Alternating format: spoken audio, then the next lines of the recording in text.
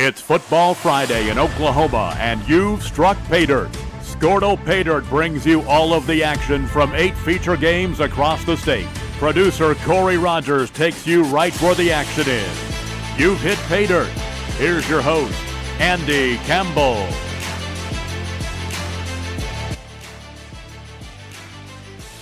Well, hello and welcome, football fans, to Week 6 of the Oklahoma High School sports football season.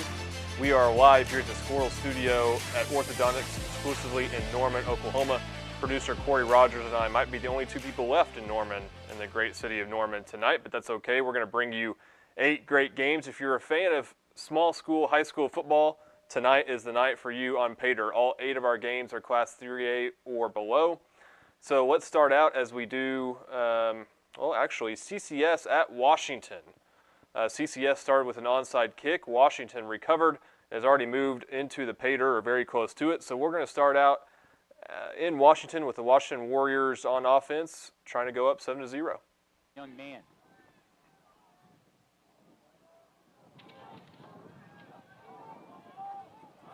Handoff goes again to Cole Scott, and he's brought down by number 22 by Job. The offensive line kind of got beat up on that play by the Royal defensive line.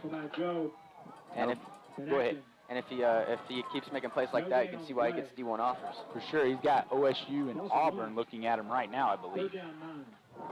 3rd and 9 for the Warriors. They get to the line quick. They send 3 receivers to the left, 1 receiver to the right. It's Kobe Scott. Cantrell's looking left, pump fakes it. Now by Job has got him wrapped up and sacked at the 35-yard line. Sacked on the play. Big sack by the Royal defense will bring up 4th down, and you got to wonder if Coach Beller will go for it here. It'd be an aggressive play, but you know it's windy. That'd be a long pass to throw in the wind. They got Kobe Scott in the backfield. He's our punter.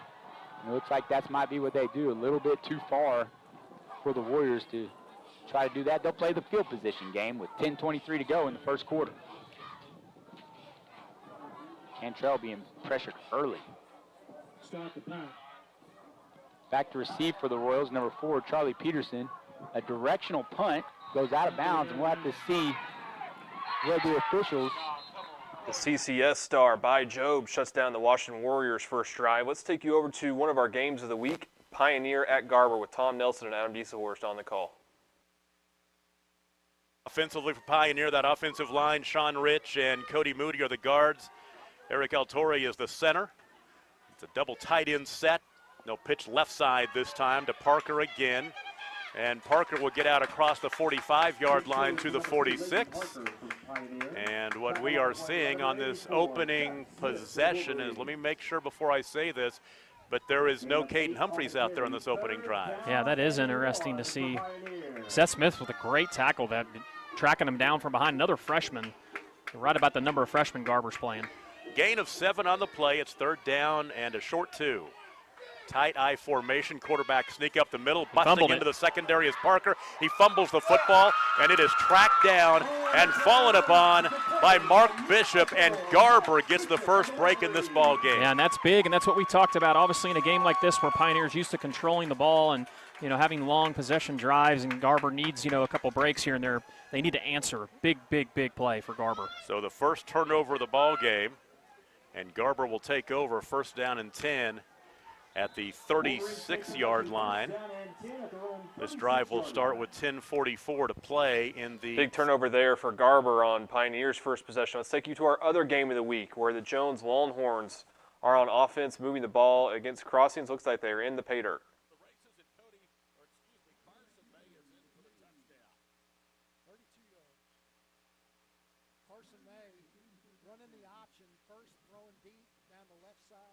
This time, faking the handoff, keeping it himself. Carson May with his 3rd touchdown on the ground this season, his 19th combined rushing and passing.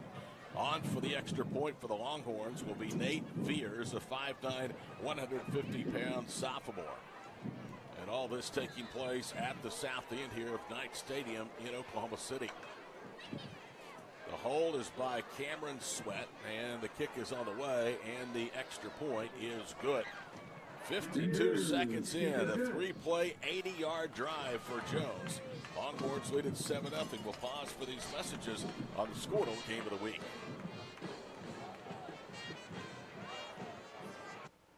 Jones with an early touchdown. Their star quarterback number 3, Carson May, with the long rushing touchdown. Let's take you to Maxon Field in Cashion, where the Hinton Comets are on offense and driving. Single back set, shotgun, and we get the offsides. Joey Wilson steps across, and that's the free first down. So Grant Potter, if he could have drawn it up. Looks like we got a little conversation. Was he drawn off, or are they going to call the offsides? Yeah, they'll call the offsides there. So first down for the Hinton Comets. First down and 10 for the Comets. That'll move it all the way down to the 31 here on Cash inside the territory. Clock running, first quarter, 9:45. Can't have that happen. So no, two absolutely. big mistakes. Maybe senior night jitters. How about that? Maybe. And like Shaq had talked about with homecoming and all that other stuff, anytime you have something that alternates, what your pregame schedule, your pregame practice and all that kind of stuff, it can sometimes lead to some of those jitters and issues. Heavy set, right look, toss sweep out to right side. Nababi with the initial tackle there. Good job in space as Nababi brings Tyler Strong down. That'll be a gain of about 2 or 3, and that'll bring up second down at about 8. Tackled by number 4, Nick Nababi, gain of 3 yards. Second down and 7. So looks like Tyler Strong will set out. Coming back in for him is number 21. That's Graydon Deviney, the freshman, 5'9", 155. And it looks like Hinton will stay in this power set. They've got a tight end look on the power look. It'll be on the left side here. They've aced out a receiver up top and down below, number 4, Hunter Helms. And number 9, Roderick Sowers. Power left look. Fumble, loose ball. Fumbled by the ball, stumbling over each other. Looks like it will be recovered by Hinton, but not after a loss of about 3, and that'll bring up third down and long for the Comets. If you're the Comets, that's got to hurt a little bit. After capitalizing on two mistakes by the Wildcats, they turn around and almost shoot themselves in the foot with that ball there, losing, about a yard or so? Yeah, it looked like Levi Taylor there had his eyes up a little bit too fast, looking to see where that hole was going to open up for him, and that was enough for the ball to slip through and fall to the ground, and Hinton Comets fortunate to get that one back as it rolled around. So third down and 11, definitely 4-down territory. I don't think Coach Potter's going to punt here, so the Cashion Wildcats will have to do this over 2. 8:05 first quarter. Hinton Comets driving in Cashion territory of the turnover. Pump and go, look like a double move. Looks like we've got deep pass, and that'll fall out of bounds. Good coverage there by Seth Gilbert at corner. Number 10, Brayden Strong. So that's so that was so we were looking maybe for a Gavin Phippen sighting, not yet, as Seth Gilbert was in coverage. He did not bite on that double move, and so that'll bring up fourth down and long. Clock stops, 7:54. Any thoughts on what Coach Potter's going to do here? I don't think he punts it. I think you might see another one of those passes again, maybe to the other side of the ball. Yeah. Maybe try a free 5 again. Yep. So they do slide out with 2 wideouts here, single back set. Levi Taylor in shotgun. He'll roll to his right, looking to find some room, but Camden Maroney's there. Ball's in the air, broken up. Great job by Seth Gilbert. Coming back, intended receiver Brayden Strong, and that will be a turnover of downs as the Cashion Wildcats blow up on D and get the ball back. If you're Coach Potter, that's not a situation you really want to find yourself in. As I had talked to him in Big defensive stand there by Cashion on Hinton's first possession. Let's take you back to our game of the week, Pioneer at Garber. Looks like Garber is in the pay dirt or close to it. 6 for 6 on the drive passing for Brett Howry. First down and 10. Left side. Ball caught by the tight end. That's a Dante Chester lined up in the slot left, and he'll get down to the 15. So a gain of 8 as he was tackled by Rowdy Hoy. A gain of 8. Boy, they are matriculating the ball down the field quite nicely. Ty Chester already 4 catches on the drive. 7 for 7 for the quarterback, Brett Howry. 7:22 to play in the first quarter. Put the man in motion from left to right and hand off. Boy, that is Mark Bishop, who just got corralled and thrown to the turf at the 15. It was Newberg. He ran right into him, and Newberg said, "You are going nowhere." No gain on the play, brings up second down. Third down and 10. Third down and 2, excuse me. 3rd and 2. Well, and early on we see Coach use his philosophy, obviously getting to the edge, anything up the middle is Obviously, Pioneer's strength to stop.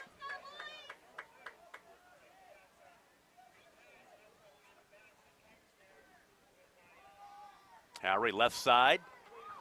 Out in the flat. That's a catch by David Nagel. Nagel with his second catch. Dakota Wingo with the stop. And it is a first down and 10 just outside the 10-yard line at the 11-yard line, a gain of 4. Well, they're throwing the ball on this drive all around the field. Very methodical, too. I like it. Just simple passes out on the edge, low risk type stuff, but completion based. It's a great strategy here early on. Plus, you get the clock moving, too, shorten the game. Give you a chance to get those starters for Garber as they're moving the ball in a hurry down the field. Left side, ball caught. That is Mark Bishop. Howard's pass is complete to number 4, Mark Bishop. Knocked out of bounds by number 9, Owen Fox for Pioneer. So a short gain there of about 3 yards. It'll be second down and 7. Offensive line, the left guard is Dakota Martin. The center is Jackson Weibling. The right guard is Cooper Hughes.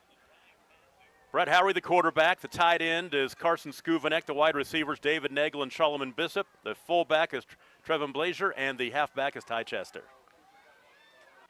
He's rolling got to is right across the middle, nice wide throw. open. He had to throw it as he was going away. Threw it back across his body to Ty Chester down at the 5-yard line. Gain of 6. Man, that was an impressive throw, Tom. How about the fact this freshman quarterback is 10 for 10 on this opening drive? Yeah, and I don't know if you watched him there, but stepped up in his pocket and had a guy rush him and bounced out to the right, threw across his body over the middle. Very impressive. They can get a first down at about the 1-yard line, so it's 3rd down and 4. And they just might have got him to move. It's going to be half the distance, so it still won't be a first down. They'll move it to the 2.5-yard line, which will make it about 1.5 yards to move the chains. Well, we talked early on about these youngsters and these freshmen, but, you got all those freshmen across the front there for Garber, and who goes off sides, in a situation like that, a senior from Pioneer. Well, you look at the first 6 minutes of this ball game, Pioneer with the turnover on their opening drive. It's been the youngsters from Garber who have looked like the older squad here in this one. 3rd down and about 1 yard, a little more than 1 yard. Howery from the gun wants to throw it again. Nice left side ball. slant pattern, touchdown. Man. Did he catch it? No Yes. indication. Yes, he did. Yeah. Touchdown. What a drive for Garber, man. Freshman to freshman, right? So Bishop with the 2-yard completion. Touchdown there for Garber as they take the early lead over Pioneer. Let's take you back to Crossings where the Knights are in the pay dirt. Back.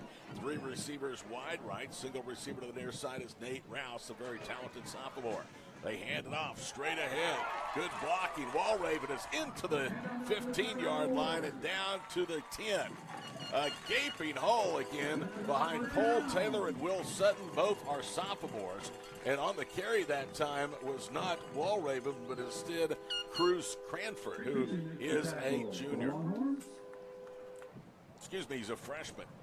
So it's 1st down and goal to go. The line of scrimmage at the 10-yard line for the Knights. 7-0 Jones, but Crossings threatening to get it even here on their opening drive with less than 9 minutes to play here in the first quarter. 2 receivers left and right. They'll sweep it left again. That's Cranford. He's to the 5.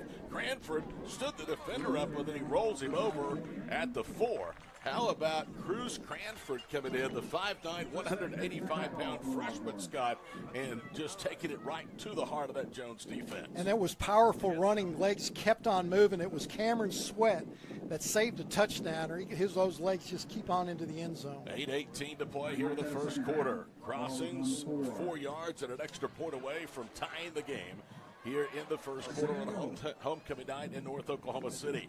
2nd and goal to go. Cranford offset to the left of the quarterback, Drew Wood. Wood with 2 receivers left and right, quickly lobs it towards the goal line. It's caught by Cranford. It's in for the touchdown. And he ran over the senior Braden Martin right at the Great goal. answer there by the Crossings Knights as they get on the scoreboard and tie this one up 7-7. Let's take you back to Cashion where the Hinton Comets are in the pay dirt. 4:42 here, first quarter from the 16. Red zone for the Hinton Comets. Cashion defense needs to bow up. Taylor, little keeper to the left, cuts through, finds a small lane, and gets a healthy 5 or 6 yards there on first down. Taylor on the carry. Tackle made by number 4, Nick Nababi.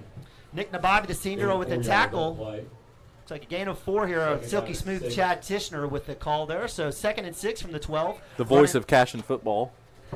That's absolutely right. Camden Maroney's going to come over. Looks like he's kind of grabbing his lower back. Jake Branson, Jr. will come in and replace him at linebacker. So a big opportunity here for the Cash and Wildcats to bow up. Definitely 4-down territory for the Comets. I don't think they're one to kick a field goal.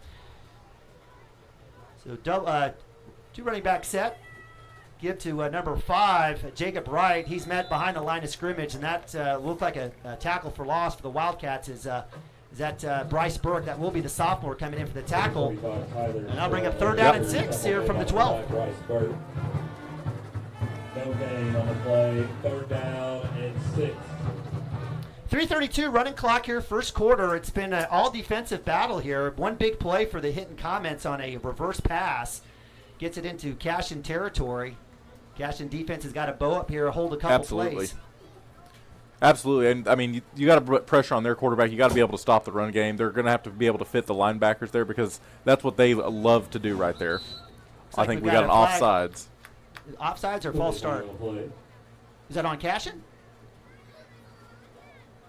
We'll bring you right back to Cashin. Let's go to the game of the week in Garber as Pioneer is in the pay dirt against the Wolverines.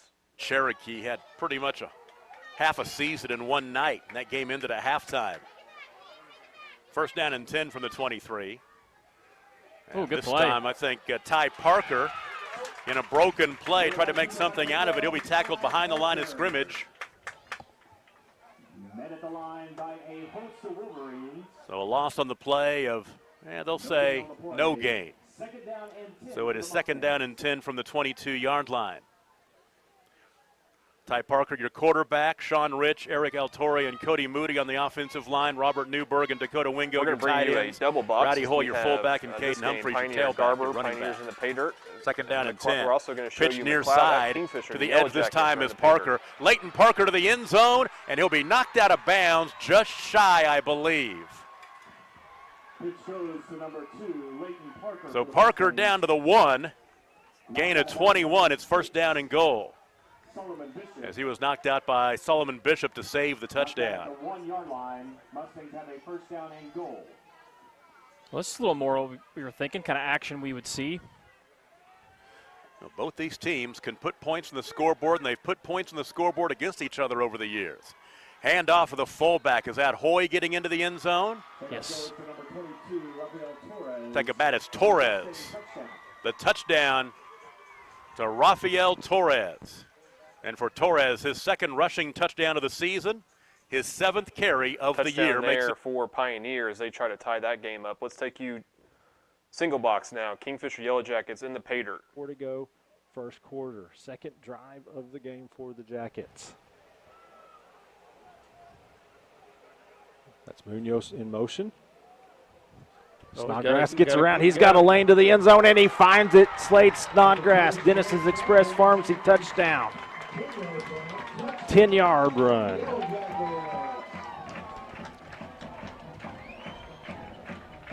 Kingfisher takes the early lead there on the McLeod Redskins. Let's take you back to the game of the week in Crossings. Jones Longhorns against the Knights. It's made by Jeremy Cleaver, the defensive coordinator here at Crossings. Huge adjustments, Tots, because that time Jackson Roberts got in between the center and the guard. Just all that penetration up the middle against Jones for the sack, because Jones on the initial drive, 3 plays, 80 yards, touchdown. Braden Martin, the senior, is on the punt back at his own 11-yard line. In his previous 15, he's averaged just over 29 yards a kick this Crossings year. forces a Jones punt, so let's take you back to Cashin where the Hinton Comets are in the pay dirt. I haven't seen them go after it on this extra point thing at all in film unless I just missed something. So the attempted kick there from the 22 would have been a 35, 39-yarder. Is no good. And the Cashin Wildcats hold on a turnover of downs. Cashin holds as Hinton misses the field goal. Let's take you to the Panhandle where Balco is on defense facing the Laverne Tigers in the purple and yellow pants.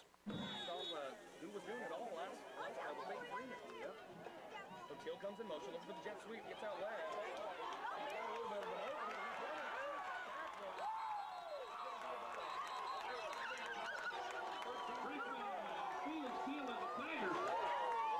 Across the 50-yard line, out of bounds around the 45. First and 10 Tigers.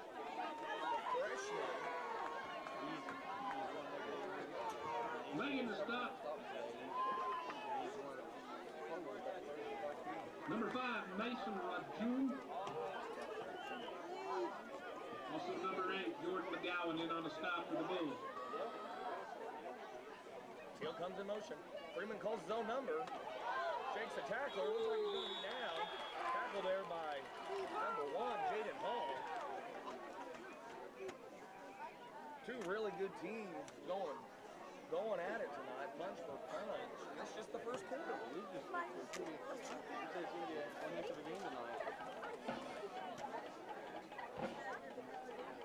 Nice sold out crowd here in the Laverne on both teams.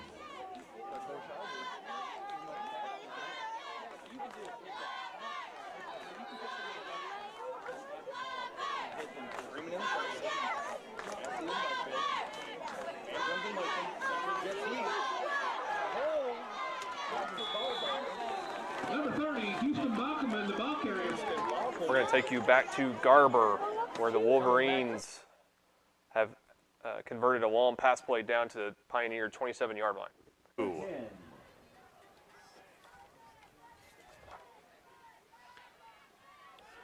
Good play. This time it is your quarterback down to the 21. That is Brett Howery, his first carry. Howery has been impressive. I mean, he's putting up video game numbers early. Has he thrown an incomplete pass He's 12 for 12. Golly. On the run, 2nd down and 3 for the Wolverines. Ball down to the 21-yard line.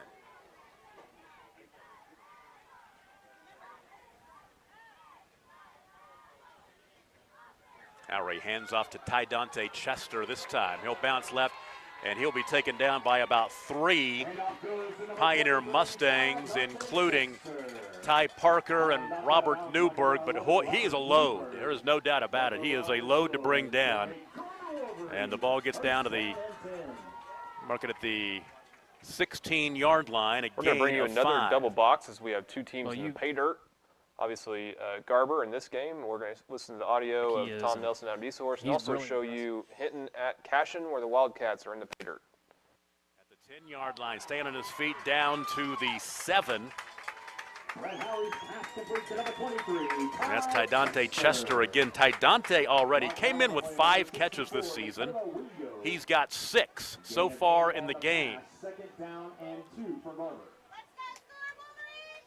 This is just both these drives by Garber have been, I mean, a lot of different plays. I like the play calling. I like the different formations. They're spreading the field, you know, taking away Pioneer strengths. And it's tough to complete as many throws as they have, especially for a freshman. It's been really impressive, and a lot of them have been defended well. Well, he came in completing 75% of his passes. That's a hard number to improve on, but when you are 13 for 13 to start the game, you're getting into Tom Brady numbers. Timeout. We'll take a break. 2:20 to play in the first quarter. Pioneer and Garber tied at 8. You're watching the game of the week on Skordle. Timeout on the field in Garber and Cashin. So we're going to take you to CCS at Washington, where the Royals are on offense and driving. It's a big help on your corners and safeties who are covering those wide receivers. You notice the corners are jamming the receivers, and so it's keeping the receivers from getting out into their routes, messing up the timing a little bit. See if our line can get those pressures fixed, but it's kind of a do or die thing. They did that last time, and Cantrell was able to find Hendricks for a long touchdown pass. McIntosh throws the out route to By Job, and Lane Steele's there in coverage to tackle him, not before the Royals get a first down.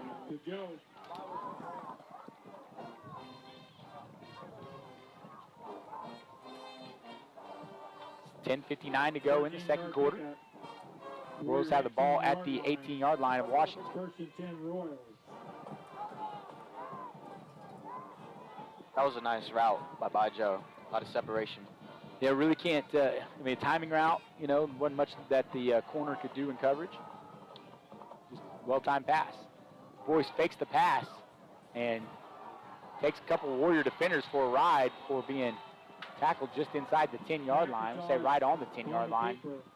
Be a second short coming up for the Royals. I'm watching by Joe almost every play now.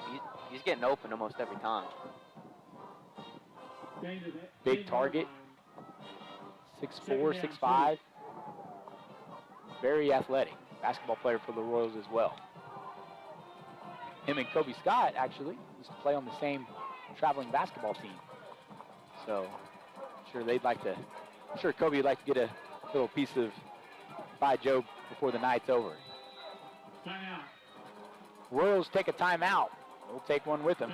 You're watching Warrior football on WashingtonWarriors.tv. In sports training. Time out on the field in Washington, so let's take you back to the game of the week. Garber Wolverines in the pay dirt. Power formation. They'll hand off to Chester, and he'll run into a wall. He'll get back to the line of scrimmage, and that is just about it. Dakota Wingo in there. I also give credit to Ty Parker coming up from the secondary to make the stop. He will lose a couple back to the 7.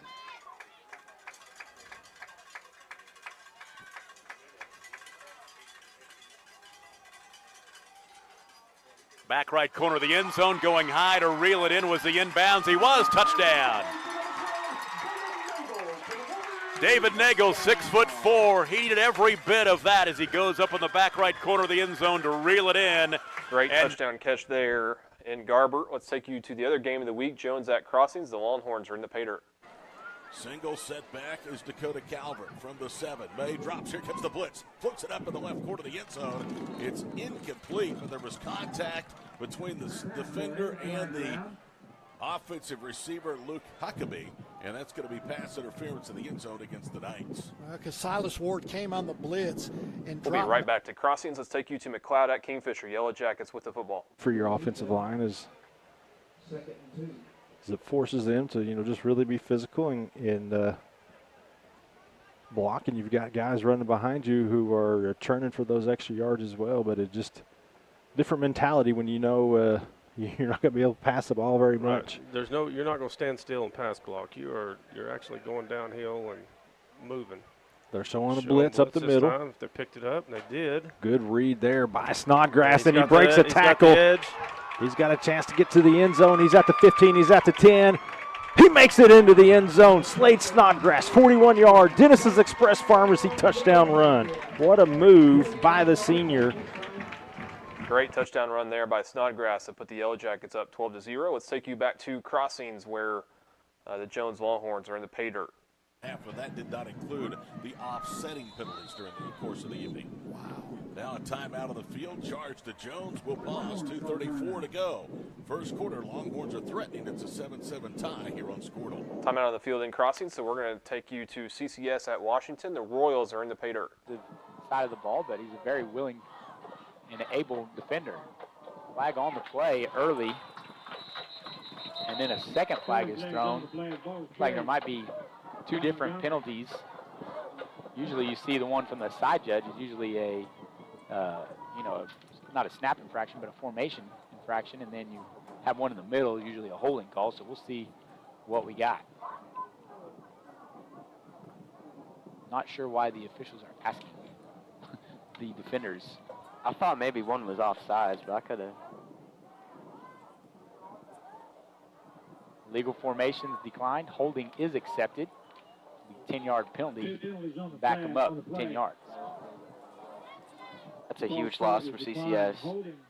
Yeah, they cannot get behind the sticks if they want to have a chance to stay in this game. Second down and goal now from the 15-yard line. Keep an eye here on Luke Hendricks. Again, very good instincts as a receiver. He's playing in at the safety position, it looks like, against the taller receivers from CCS. McIntosh throwing his way, and Hendricks picks him at the 5-yard line. Knocks down number 2, Garden. Able to get 10 yards on the play. We're going to do another double box. We have CCS in the pay dirt and also the Jones Longhorns. What do you think the call is going to be from CCS here? I think they're probably going to try to roll out their quarterback and give him a run-pass option. They've done that a couple times, him rolling to the right. The big number 4 is his favorite receiver, Charlie Peterson. Kobe Scott's in on coverage on him. There's a big gap there for the defense to go through. They faked the run and blitzed by number 50, Nathan Spalding.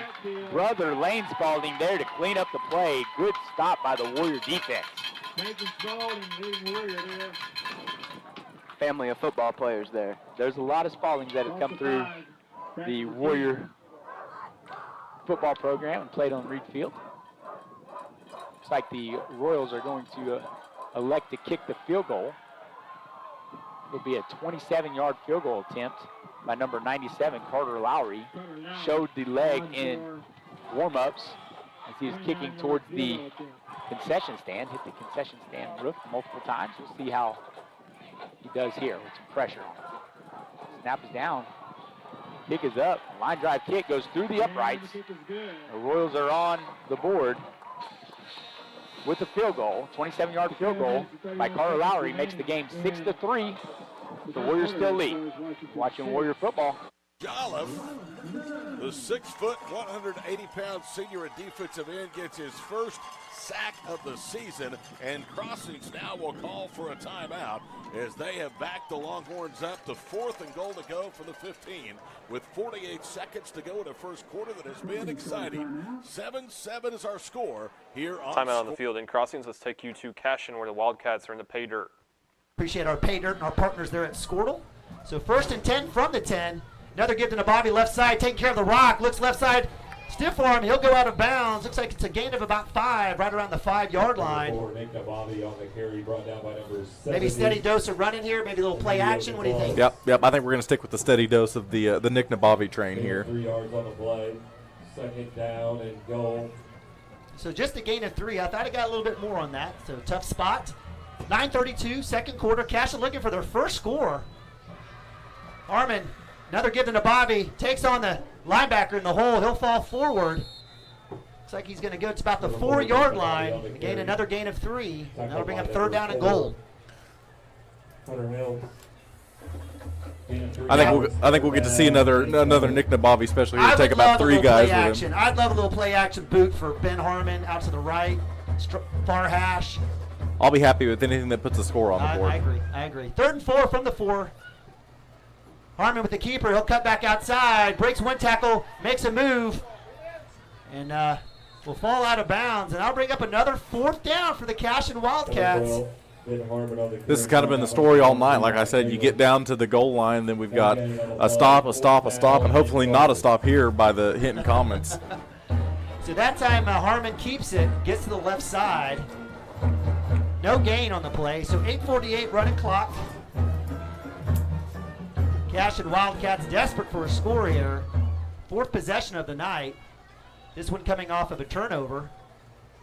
Let's see what Coach Shack has cooked up. In motion is I believe that's Manning. Harmon back to pass, looking to his right. The gas in the edge, and that's caught, intercepted. And great job on the break there. Good read. Big defensive stand there for the Hinton Comets as that game remains scoreless. Let's take you to Morrison where the Wildcats lead at 13-6 over Woodland. Love to see it. Entertaining football.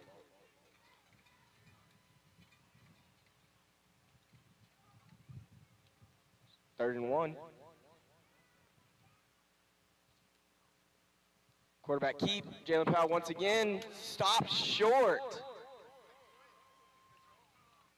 At the line of scrimmage would be 4th and 1.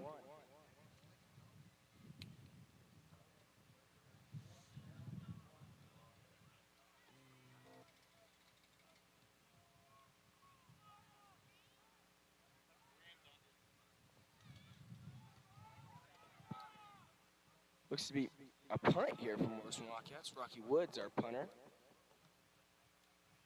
Out deep. See what we'll do here. This will be a two back from Woodland. Rocky Woods with a great punt. Punt on the field there in Morrison. So let's take you back to the game of the week, Pioneer at Garber. It looks like Pioneer is in the pay dirt. coming back. I got to get this in here. I went to the Enid High Westmore game last night to chase my daughter. They played the Thursday night game down at Moore High School and Moore Stadium. And a big win for the Enid Plainsmen last night as they knocked off Westmore 28-21. They've got a district win, which have been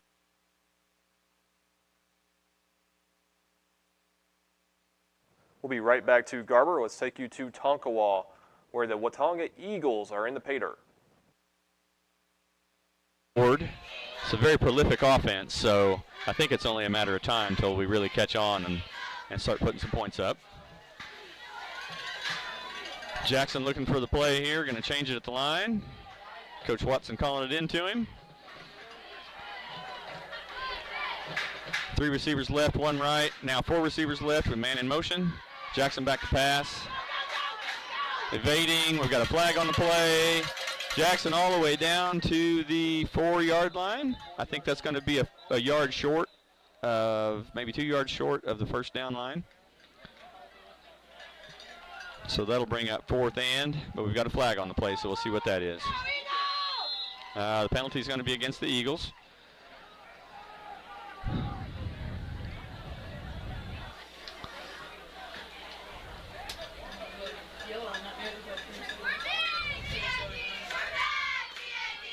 We've got a timeout called by Watonga. Timeout in Tonkawa. Let's take you back to the Panhandle in Laverne, where the Tigers are in the pay dirt. About 9:30 remaining here in the first half.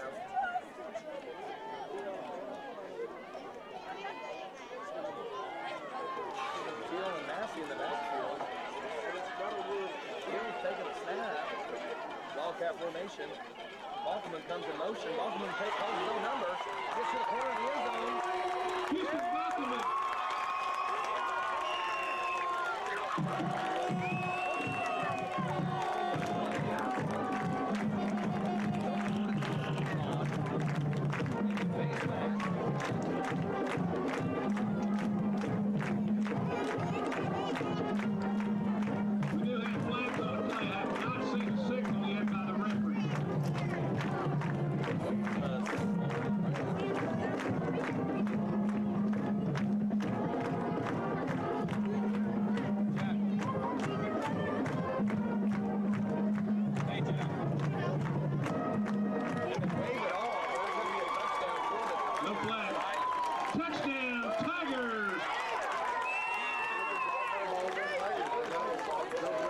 Touchdown there for Laverne. Let's take you to Woodland at Morrison. Woodland in the pay dirt.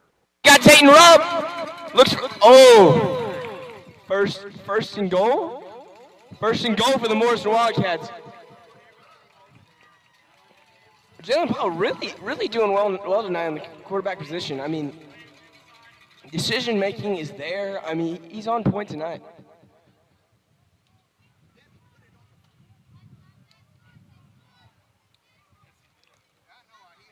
First and goal for the Morrison Wildcats, looking to strike.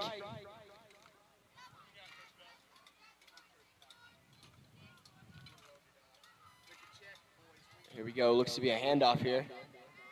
Hands off to Tyler Voss on the outside, and that'll be a touchdown by Tyler Voss. Score will be 19-6. Touchdown there for Morrison as they extend their lead. Let's take you back to the game of the week in Garber.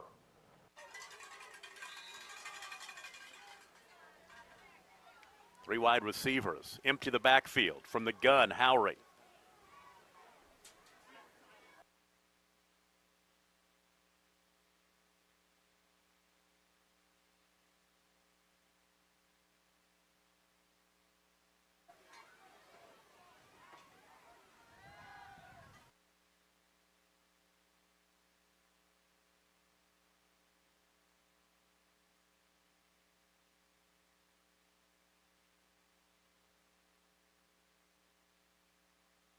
Having some technical difficulties with Pioneer at Garber, so let's take you to the other game of the week, Jones at Crossings with Todd Miller on the call. 3rd and 13 for Jones at their own 49-yard line. A minute and a half gone in the second quarter. We're tied at 7 here on Skordle.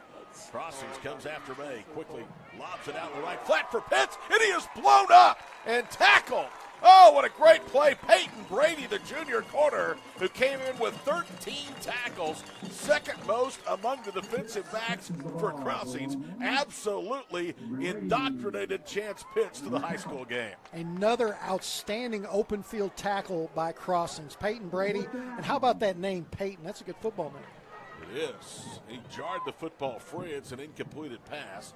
So the line of scrimmage at the Jones 49-yard line, and Braden Martin is on to punt. Martin stands back at the 36-yard line, left-footed boot. This is a good one with the wind. Crossings will let it hit. Jones punting away to Crossings. That game tied at 7. Let's take you back to Cashion, where the Wildcats are on offense. Great from what I think so far. But as far as our offense, though, it kind of looks like it's kind of like what we had talked about in the pregame, or not in the pregame, right when the game started. It kind of looks forced a little bit rushed maybe. So I'd like to see that slow down just a hair more. So 3rd and 4, 4 minutes here. Harmon in shotgun, 2x2 for the Wildcats, looking for that first down. Give them to Bobby up the middle. Clears a lane, great job. He gets one block, he has a chance, clears, still on his feet to the 25, cuts back, throwing guys off of him. Eventually still on his feet, comes down to 15, no give up in that kid. Big play by Nick Nabavi on the huge 40-yard run, and the Cashion Wildcats are in hitting territory. Great play by Nick Nabavi right there. Absolutely great play. Made 3 or 4 good different guys mix and or miss, and as per usual, like we've talked about every time he runs the ball, it takes about 3 guys, about 500 pounds, like he said, to bring him down finally. So 1st and 10 from the 15, 3:35, another give to Bobby, stays patient, cuts back outside. This time, good job by number 5 linebacker Jacob Wright, hanging on and brings Nabavi down for no gain, and that'll bring up 2nd down and 10. No gain. 2nd down and 10. So far, we've had a lot more success in the run game than I thought we would have, and we've ran it a lot more than I thought we would. Yep. And this is where, again, a patient runner like Nick Nabavi's kind of worked out for the Cashion Wildcats as the D-line has come up for the Hinton comments, and he's finding the hole. Good job by the offensive line, creating lanes. Upfield blocking. Fumbled by Harmon. Snaps, throws it across. Manning was there. Looks like that was just out of his reach, and that'll fall incomplete and bring up 3rd down and 10. That's about the 3rd time that I've noticed that coming out of the snap, that ball hits the ground before Ben's able to pick it up, which just kind of throws off your speed and your tempo with your receivers a little bit. So Manning had a chance. He was wide open on that slant. So that'll bring up 3rd down and 10, 15-yard line. Usual suspect in story here for the Cashion Wildcats on their 5th possession of the night. Jake Branson checks in for Nabavi at running back. Harmon with the give to Branson. He'll cut up, and he's caught behind the line of scrimmage. Good play there by number 68, Thomas Strother, junior, 6'3", 275, and that'll bring up 4th down and long. Back to deja vu again. We're back in the pay dirt territory again, and here we are at 4th down and long. Surprising call there for a coach. Yeah. 3rd and long, I thought he might try to take a chance on a screen or something. Timeout in Cashion. We'll bring you right back for that 4th down play. Let's take you to Washington, where CCS in Washington looks like the Warriors have the football up 6-3. He's looking to try to make a play before he caught it. Again, press coverage by the corners of CCS. You got to be expecting pressure here. They're rushing just 4. Cantrell. They will make guy miss. He's got room to run on the left side. Nice block by Hendricks. Brings him loose for the first down. Now he's past midfield in the Royal territory. A nice run by the quarterback. That's one way to stymie the blitz there by the Royals.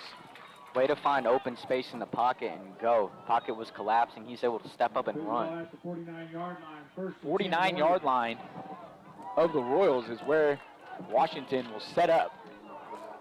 Major isn't the fastest quarterback, but when he runs, he has pretty good vision. 1st and 10.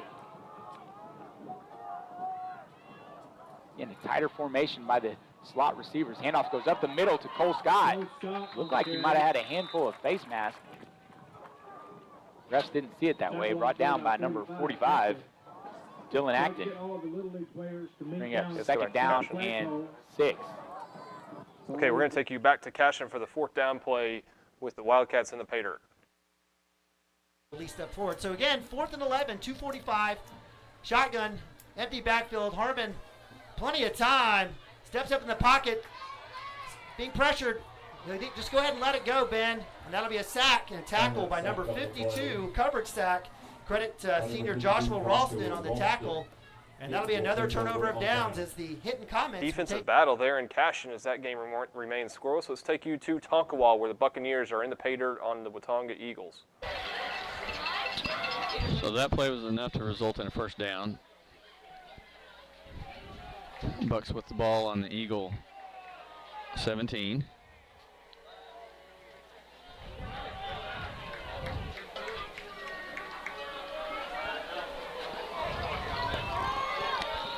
Morgan under center.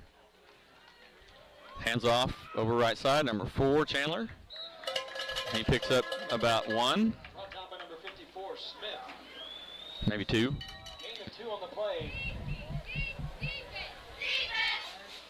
Second and 8 for the Buccaneers at the 15. Let's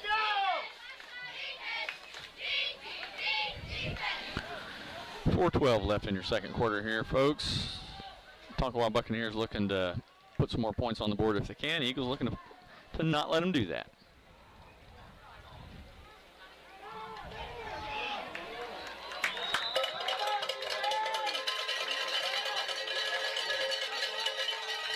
On the play, 3rd and 7 for the Bucs.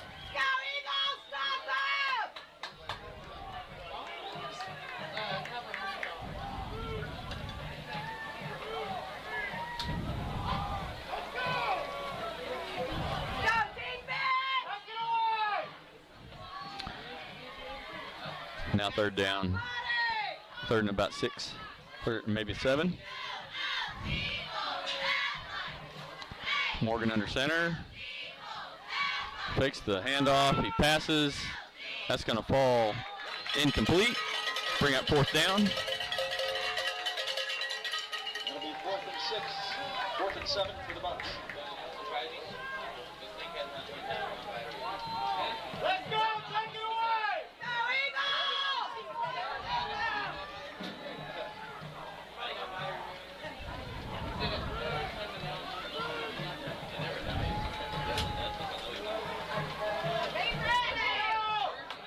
Here we go, folks. 4th and 6. 4th and 7. Bucks going to go for it here, deep in Eagle territory. Ball on the Eagle 12 or 13. And Bucks going to call a timeout. Unable to make the defense jump, and so that's going to bring up a little break for us here in the action. Eagles doing a great job right there. Coming on the field there in Tonkawa, so let's take you to Kingfisher, where the Yellow Jackets are back in the pay dirt. Barnes on the carry again, just like you noticed it right off the bat that it opened up really good for Munoz there. Jackets, another F&M Bank first down, gets them down to about the 21-yard line. High snap, a great job by Snodgrass just to catch it with his paw and negate a bigger loss there, but still it's going to go all the way back to about the 29. Good timeout here, I think, by the Jackets as Snodgrass. Timeout on the field in Kingfisher. Let's take you to the game of the week. Jones at Crossings. The Knights on offense, and they are leading at 14-7. Drew Wood now shovels it ahead, and the ball is caught and dropped immediately. Was the recipient of that pass, and that is Silas Ward at the 12-yard line. Because that ball was almost picked off by Martin there. We talked about earlier how dangerous that little shovel pass is. That was right by the right hand of Martin. Elsewhere in 2A District 2 tonight, Prague unbeaten at 5-0 at Kellyville. The Ponies are 0-5 overall. Meeker at Millwood, Star Spencer at Chandler. How about Millwood off to a 1-1 start in district play and 2-3 overall. 2nd down and 8 for the Crossings Christian Knights at their own 12. Hand off Silas Ward. Has some running room. Ward spins, stays on his feet. It is down to the 23-yard line. And I can tell you what I've been most impressed with tonight about Silas Ward and even Justin Walraven is yards after contact. Silas Ward that time was using his eyes. Instead of just hitting the whole foot, he was waiting for it to develop, and then he did a 360 around as Braden Martin actually made the tackle at the end of that run. Silas Ward has got over 200 yards rushing, approaching 50 carries on the season, a week 6. Line of scrimmage at the 23. And now a flag comes in for the near side. Did Jones jump? Yeah. It is offsides against the Longhorns. And they have just killed themselves with a variety of 5-yard penalties here in the first half. The tackle, Clay Hale, tried to get a big jump there, and he just jumped the snap a little too early. This has to just sicken Dave Martin because that's just a lack of discipline. And we saw it cost them perhaps a go-ahead score 2 drives ago, late in the first quarter, when they had it first and goal to go at the 4, ended up turning it over on downs at the Knights' 20. 1st and 5 crossings at their own 28-yard line. Snyder motions to the near side. Back to throw, Drew Wood. Looks right, left. Now is flush for the pocket. Circles back inside the 15. Throws on the run, and the pass is incomplete. Good effort that time by Mason Snyder coming back on the near boundary to try and give his quarterback some help. Big tackle, Clay Hale jumped last time, gave Crossings the first down. That time he was making up for it, throwing the lineman out of the way and just flushing the quarterback all the way to the right sideline. Clock stops on the incompleted pass. 5:28 to play here in the first half. 14-7. Let's bring you right back to the game of the week in Crossings. Let's take you to Washington CCS. What looked to be, they almost went for it on a 4th down inside their own territory, but used it as a pooch punt. And then, knowing they're going to get the ball back to start the second half, they throw a deep pass, a bullet to Charlie Peterson to take the lead. We missed a big touchdown there by the Royals as they lead this one 10-6 in a very surprising score so far. Let's take you back to Cashion where the hitting comments are on offense and driving. It's shotgun Taylor looking for the screen pass, going deep. He's got Gilbert in coverage, going up top, broken up. Great job there by the junior. Great job. Seth Gilbert singled out against number 4, Hunter Helms. And that one will fall incomplete, bringing up 2nd and 10. Great job by our secondary on the defense. Anytime that Hinton has tried to throw the ball, which hasn't been hardly at all this game, our secondary guys have been there to meet him. We'll bring you back to Cashion. Let's take you to McLeod at Kingfisher, the Redskins on offense. 1st and 10. One back set. Just going to hand off up the middle. Baez gets 3, maybe 4 yards, 2nd down.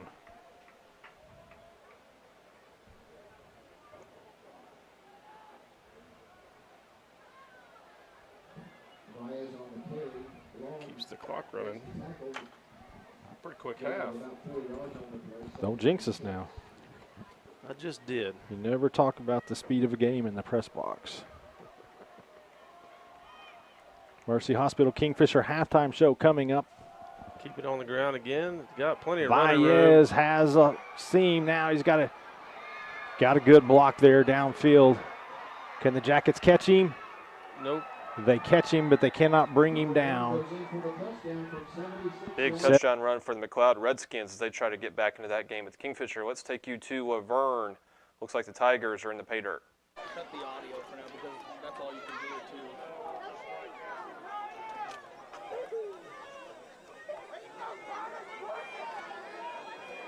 Make sure everything's plugged in over there.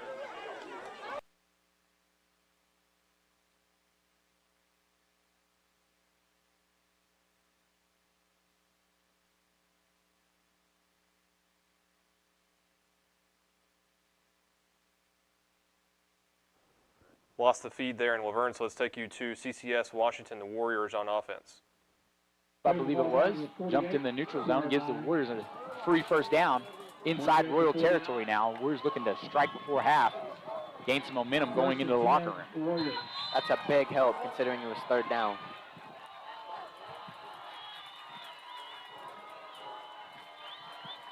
Michelle takes the snap. He's got pressure coming on the backside, stands in the pocket, throws to Cage Morris up the middle, cuts it back to the left, and is tackled inside the 20-yard line.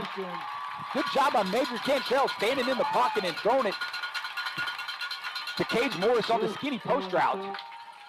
Warriors looking to score there inside or just outside the 20 with 34 seconds to go in the half.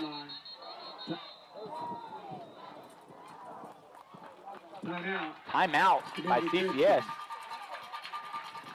Warriors finally waking up a little bit, Jesse. Timeout in Washington with the Warriors in the pay dirt. Let's take you to the game of the week, Jones at Crossings. Be sure to watch quarterback number 3. Carson May, is committed to the University of Iowa for next year. The 41-yard line. Be a gain of 5, but you take that all night long on 1st down. Yeah, well, just an aggressive Mason Snyder coming up as soon as that ball was caught. Approaching 4 minutes to play here in the first half. Todd Miller, Scott Wanish with you on Skordle's Game of the Week, presented by Danny Geis at High Plains Insurance tonight from Crossings Christian High School. On the jet sweep, they'll give it off, coming left. And with a little bit of running room, that's enough for a first down as they twist and turn Caden Carl. But by a yard, he's going to get the first down at the 35-yard line. Nice play, Caden Carr lined up on the right side, comes across left, perfect handoff with the momentum to get the first down. Jones just has been out of sort, and a lot of it has had to do with the adjustments the Knights have made defensively, but because of senseless 5-yard false start penalties, they've had a plethora of them here in the first half. Back to throw from the 35 is May, looking deep left for Murphy, and it's incomplete. Murphy had his hands on the football as he had beaten the defender that time by a step at the goal line. Murphy with another nice move down the left sideline, tricking the cornerback, and he gets behind him. The ball's underthrown. Washington with another big play as they get down to the CCS about 5-yard line.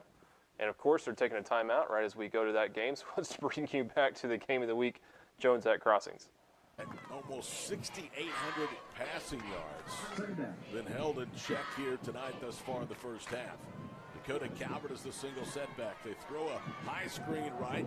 Caden Carl is in trouble, and down he goes and lose a yard. Back to the 36-yard line. That play had no chance. It was a long throw across the field, as you can see, and it almost sailed over the head that time of Caden Carl. Caden Carl pulled that down and actually broke the first tackle of Nate Rouse before Mason Snyder wrapped him up. Officially no gain to the 35 of the Knights is where they spot the football. And that will take us under 3 minutes to play here in the first half. It is 14-7 Knights over the Longhorns. Crossings gets Prague unbeaten through 5 weeks here at home next week. Jones will return home for a Thursday night game against Kellyville. They are winless for the season. Back to throw, May hit as he throws, dumps it off. It's Carl, and he makes the catch, but for very little gain to the 31-yard line. You only pick up 4, so it's going to be 4th and 6. You can bet Dave Martin keeps. Okay, let's go back to Washington. Cantrell takes the low snap, hands it off to Cole Scott, and he charges up the middle for a touchdown. 3-yard touchdown plunge by Cole Scott. Some camera issues there in Washington, but the Warriors get into the end zone and take the lead in that game. Let's take you back. Let's see, the game of the week just went to timeout. So how about let's go to Watonga at Tonkawa is about the only other action that we have on right now in Tonkawa. Off, or they can get a great hit on the ball and pop one out. Eagles really need a turnover here to stop this drive or stop the Buccaneers from developing a drive. So Morgan under center.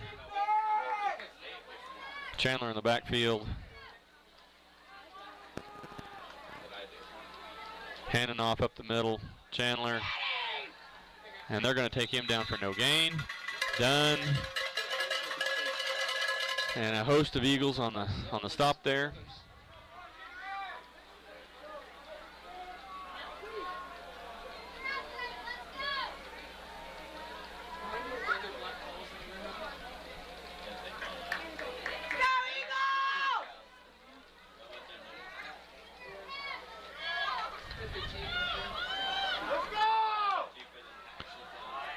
Second down, Buccaneers, Eagle, 32-yard line.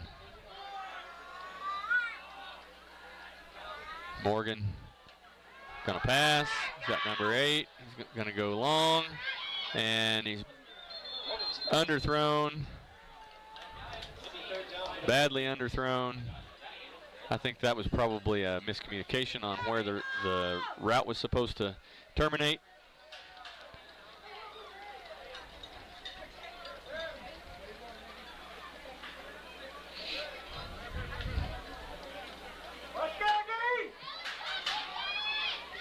So this will bring up 3rd and 10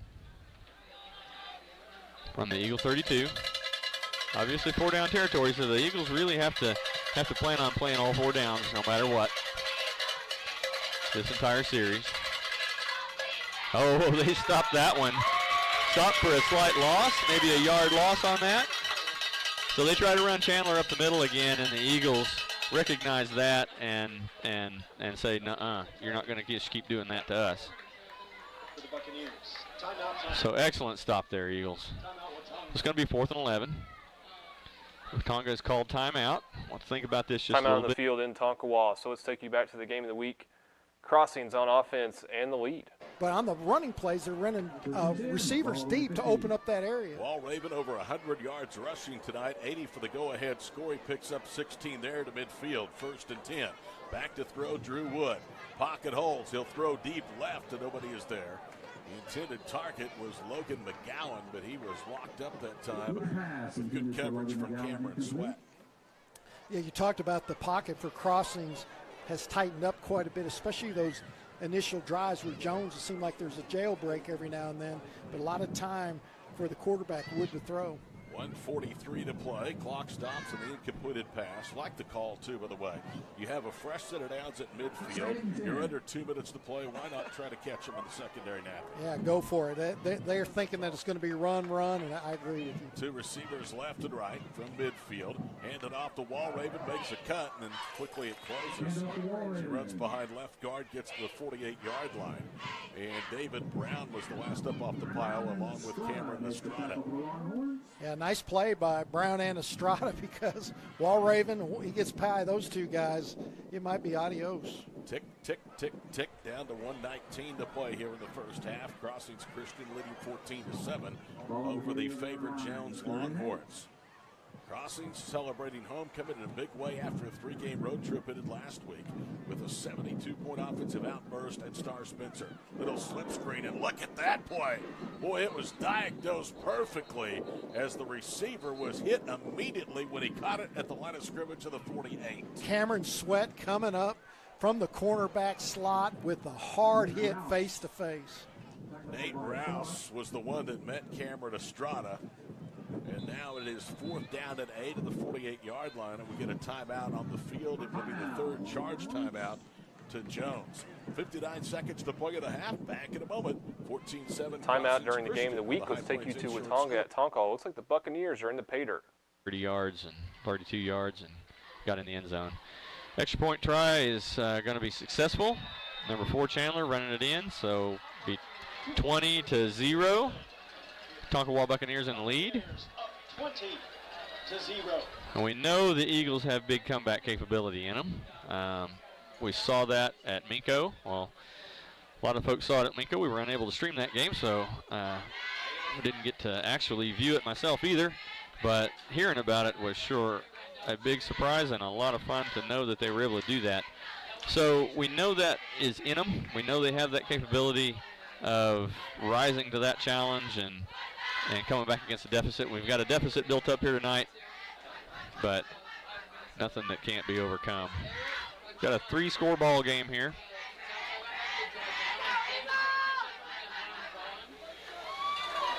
Buccaneers going to kick off to the Eagles.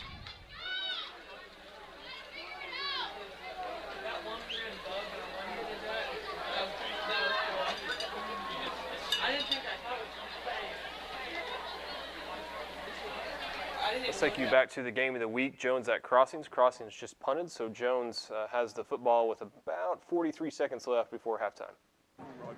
Straight down, short punt, as you mentioned. Jones, Dave Martin, I like him taking that last time out to save that time because Carson May's going to cut this loose with the windows back. Well, keep in mind, Jones won deferred and still ended up getting the football, but Crossings Christian took the win in the first quarter. May and company scrimmage for the own 34. May guns it out right. The ball's knocked down, incomplete. He was looking for Luke Huckabee and jumping around that time, Peyton Brady. Peyton Brady with 7 pass breakups coming into the game. I think that's his second today because he shook one loose out of a receiver earlier. That guy's going to be, is a good player, but he's just a junior, 5'8", 155 pounds. Second down at 10 at the 34-yard line. Jones at their own end of the field. 46.5 seconds to play in the half.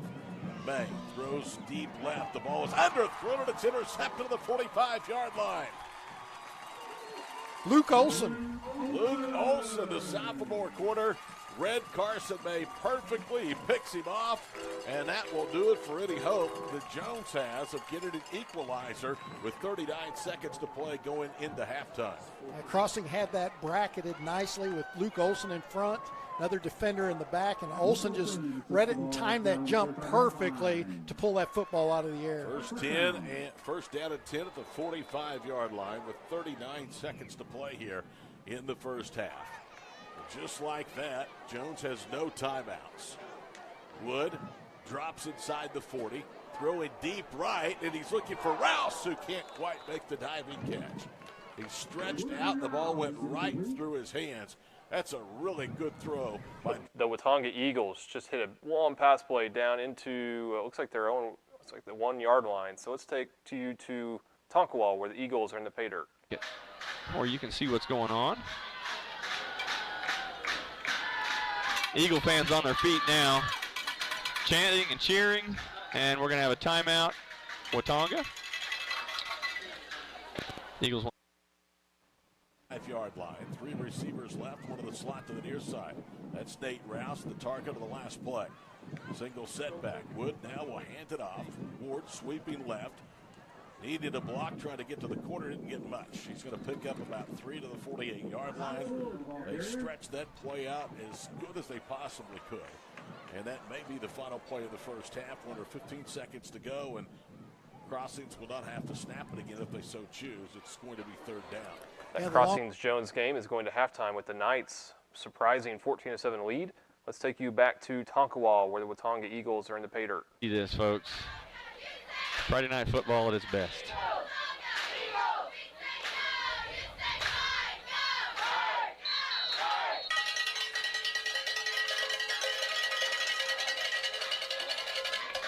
Eagles have broken their timeout huddle. Back out on the field now.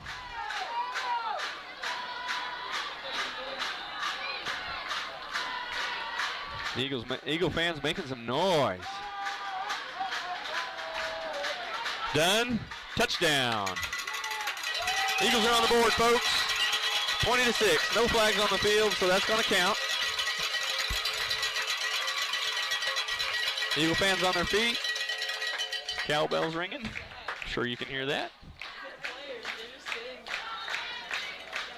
Eagles going to go for 2 here like they normally do.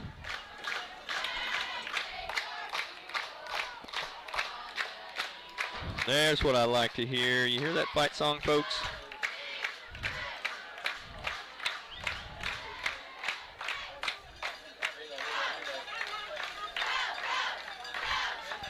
Love to hear the band, but I also love to hear the fight song a cappella. So Jackson's going to get covered up on this one. He's not going to get his 2 points. So we're going to go in. Well, we're going to kick off here, and we'll likely end up at the half 20-6. Eagles special team play been pretty good this year. They're going to want to kick this one safe. Watonga gets on the board right before halftime as they trail 20-6. Let's take you back to our other Skordle game of the week, Pioneer at Garber. We've had some connectivity issues with this game, but we have it back and live as we have about 7 minutes and 45 seconds left before half. Garber got it back at the Pioneer 37-yard line and came up empty on 4th down, and now with 28 seconds to play in the first half, Pioneer has it. 1st down and 10 from their own 34-yard line. It's been a great ball game. I hope you get a chance to see the second half. That ball's caught. That's Dakota Wingo across the midfield stripe. He breaks free, and he will step out of bounds. As boy, he laid a hit on Dante Chester.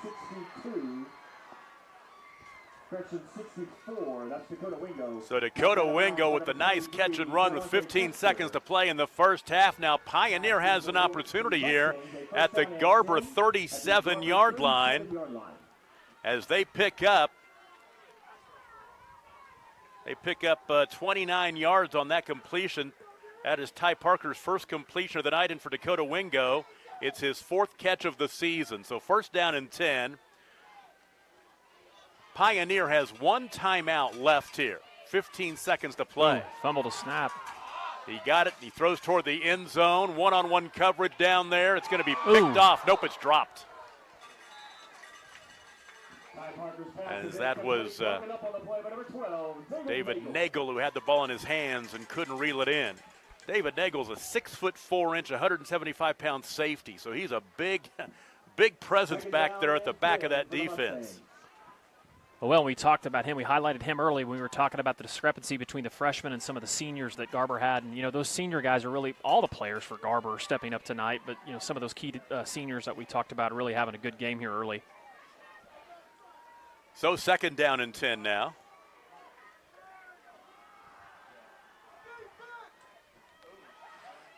Little play action and a sack behind the line of scrimmage. Is getting back there to make the tackle was Seth Smith.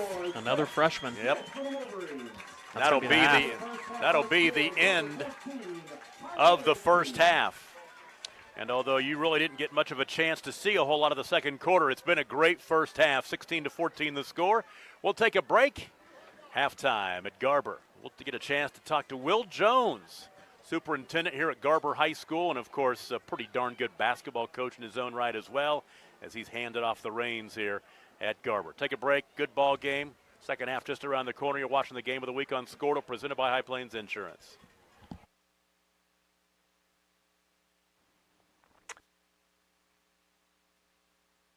I'm sorry, Andy Campbell back live with you in the Skordle Studios at Orthodontist exclusively in Norman. We have all 8 games at halftime right now, so we will bring you back to the action as soon as some games return.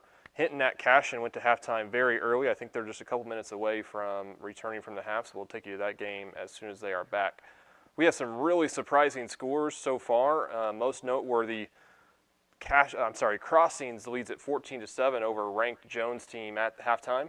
Also, Balco, Laverne. How about that game? Balco currently leading at 22-20. That game also at half. We've had some internet issues in that game, but hopefully should be able to bring you the second half here live on Pay Dirt. Also, we have a really surprising game, Hinton at Cashion. When was the last time the Wildcats were scoreless at half? Historians might have to get on that because it could be several years. But Hinton obviously playing great on defense there with a few turnovers. CCS with a big 23-13 halftime lead over the Washington Warriors. We're going to take you to a few commercials, and we'll be right back as soon as Hinton and Cashion take the field. Are you looking for a bank that provides excellent security and safety for your account information? Then Bank Central is made for you. When you use our website, bcna.com, you can pay bills, check account balances, download statements, and even manage your debit card. With our mobile app, you can do all that, plus make deposits as easily as taking a picture with your phone. Talk to a CSR at any of our 6 locations to find the products that work best for your banking needs. At Bank Central, we're centered on you. Member FDIC. At Maples Nixon Diesel Horse, we've helped a lot of people, and our goal was to treat each and every person like a friend. And as a friend, we've got your back, always. We understand what you're going through. Being lawyers is what we do, but it's not all that we are. We care. We'll stand beside you throughout the entire legal process, not just as lawyers, but as your friends. We are Maples Nixon Diesel Horse, and we are here to help. The thing with car buying nowadays is just how many options there are when it comes to where to actually get a car. Dealerships, websites, auctions, private sellers, and so on. But knowing exactly where to get your car loan makes it all much less stressful. That's where Communication Federal can help. There's a reason we're known for auto loans around here. Lots of car options, lots of places to buy, but only one choice for an auto loan. Communication Federal Credit Union. At Krotz, Lowry & Associates, our dedication to superior client service continues to drive our pursuit to provide the highest quality service. We are committed to providing close, personal attention to our clients and take pride in giving you the assurance that the help you receive comes from years of advanced training, technical experience, and financial acumen. We are not your ordinary bean counters. Call us today and find out what makes us different. 405-848-2200. Or visit us at krotzcpa.com.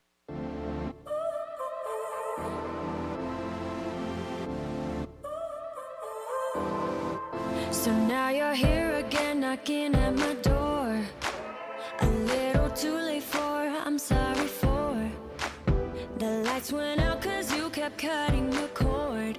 and I started to fade into your grave. This is Grain and Grange Market, the coolest little boutique you've never heard of. Come see us. Team up with Pioneer iVideo and start streaming the most popular TV shows and movies from your favorite devices today. Download the iVideo app and start watching anywhere in your home using Pioneer Internet. Each package includes free high-definition and cloud DVR features like video on demand, Restart TV, and Replay TV, just in case you forget to record a program. Visit gopioneer.com for more details and compatible devices. Some restrictions apply. With over 24 flavors of iced tea, HTO is your new destination for the best premium water and iced tea in all of Oklahoma. Offering around 500 drink combinations and half-price tea during happy hour, this is your ultimate tea playground.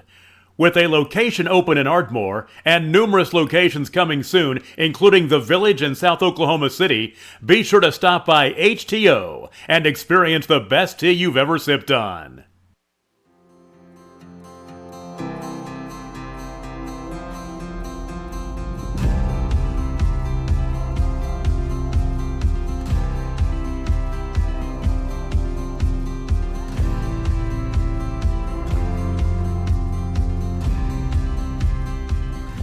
I'm Todd Miller, and this is Grain and Grange, the coolest furniture store you've never heard of. Come see us.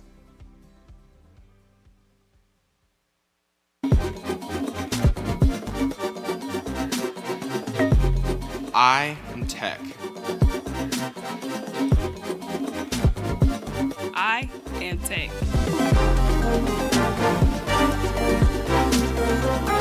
I am tech.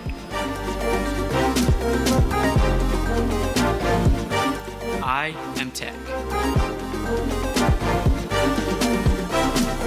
We are tech.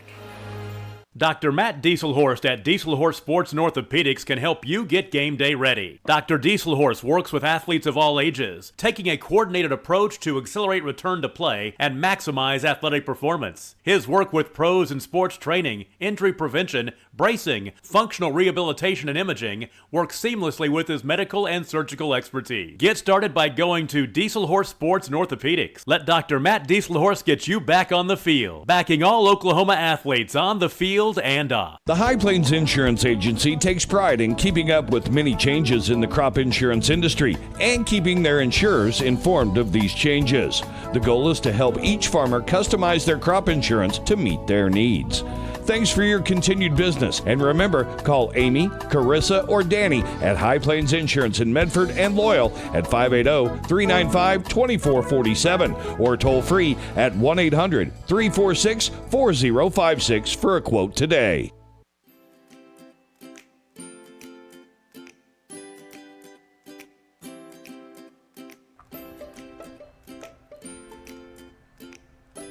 Physical Therapy Central is proud to be keeping you in the game of life.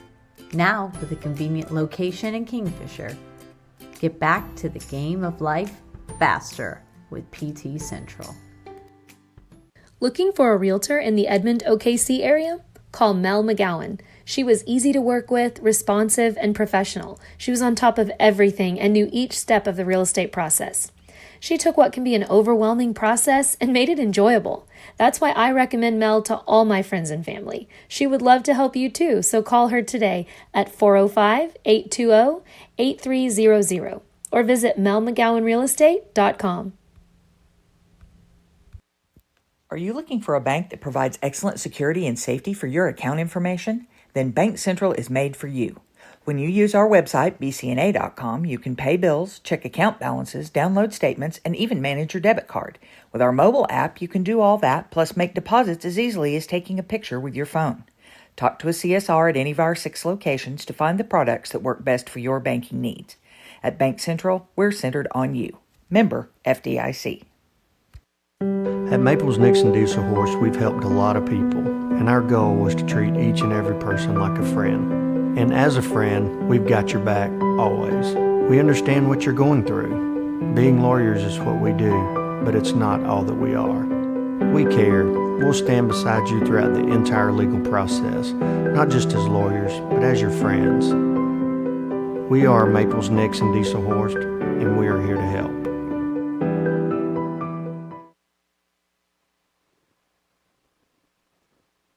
Andy Campbell back in the Skordle studio at Orthodontics exclusively in Norman, Oklahoma. We are getting really close to a couple of games coming back. Hinton at Cashion is taking the field, so we'll take you to that game in just 1 second. I gave you the Rollins score earlier on CCS Washington. The Warriors actually lead that game 13-10. And also, if you haven't had a chance, please check out the Pay Dirt Pick'em show that we filmed earlier this week with Tom Nelson, Todd Miller, Keegan Renault, Lane Jones, and Jacob Dieselhorst. We had a lot of fun picking these 8 games and a lot of great information, as well as food picks by Lane Jones. Let's go ahead and take you out to Cashion. They are the only game that's currently back from halftime. Looks like the Wildcats just kicked off. Hinton, comments on offense. I'm anxious to see what kind of adjustments we've made offensively as far as Coach Shack's plan is to put some points on the board in this second half. All right, so the Hinton Comets, again, working from east to west, right to left. Full house backfield with number 25, Tyler Strong, and Jacob Wright. Actually, we got under center now is Levi Taylor in the single eye, a little blast of the pass at the Big Ten. 5-3 look here for the Wildcats. Give underneath the fullback, number 5. That'll be Jacob Wright. He'll get about 2, and it'll bring up second down and about 8. It's like going to be a powerhouse look here for the Hinton Comets, trying to ride that big line.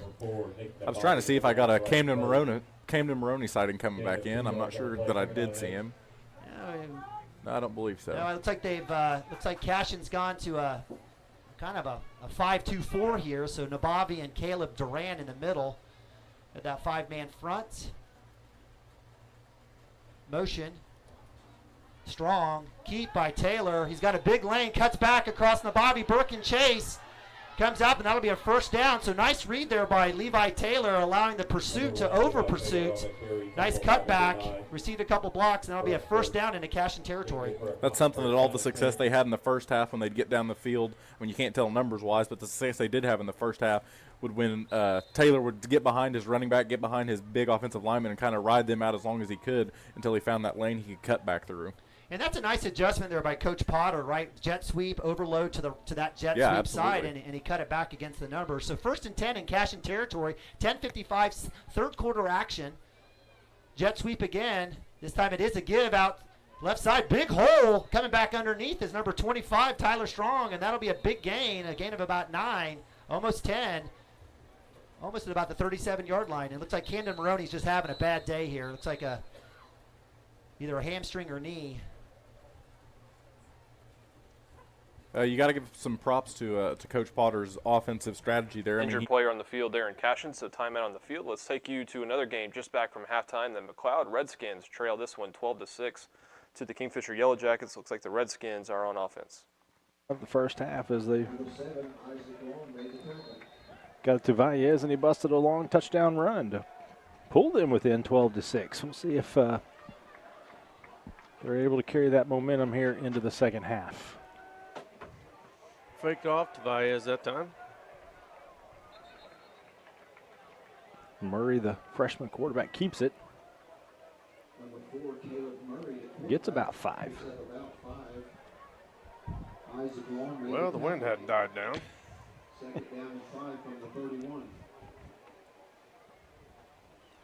Air conditioner hadn't started working yet. I think the guy who was supposed to install that's in Dallas right now. Oh, yeah. 2nd and 5. Tight end set. Murray again. Keeper. Gets a couple. Maybe a yard or 2.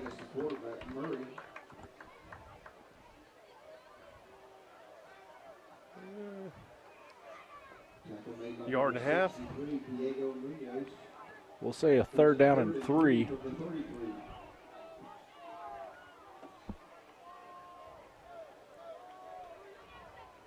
Redskins work out of a huddle, but work quickly. Get the line.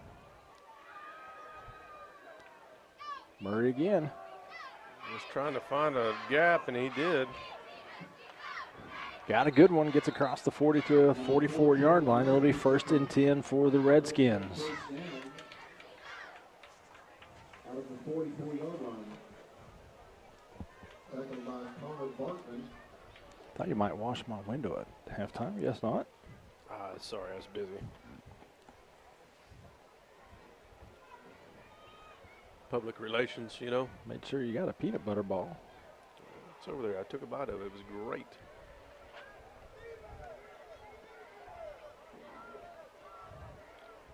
Four wideouts.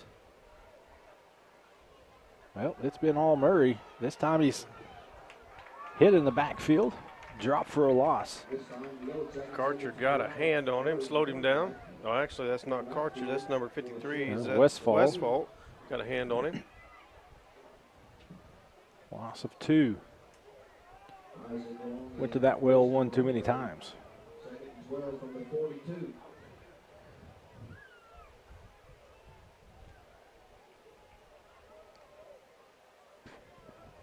Second and 12. Trips to the home side. This time Murray drops back to throw. Gets the pass off and is picked off. A great read, a great catch. It's going to be a pick 6 for the Jackets. Mr. Snodgrass. Guess who? Slade Snodgrass. Just stepped underneath the pass. Dennis's Express. Big defensive score there for the Yellow Jackets as Snodgrass takes the pick 6 back to the house. Let's take you back to Cashion, where the Hinton Comets are in the pay dirt. You know, this is exactly what Coach Potter wanted to draw up. Double back set, Levi Taylor in shotgun. He got right and strong in the tailback in this situation. Give the strong right side, looking for something. He'll get stopped. Preston Cotter there on the original hold, as well as Jackson Vandruff. And that will be maybe a gain of 1.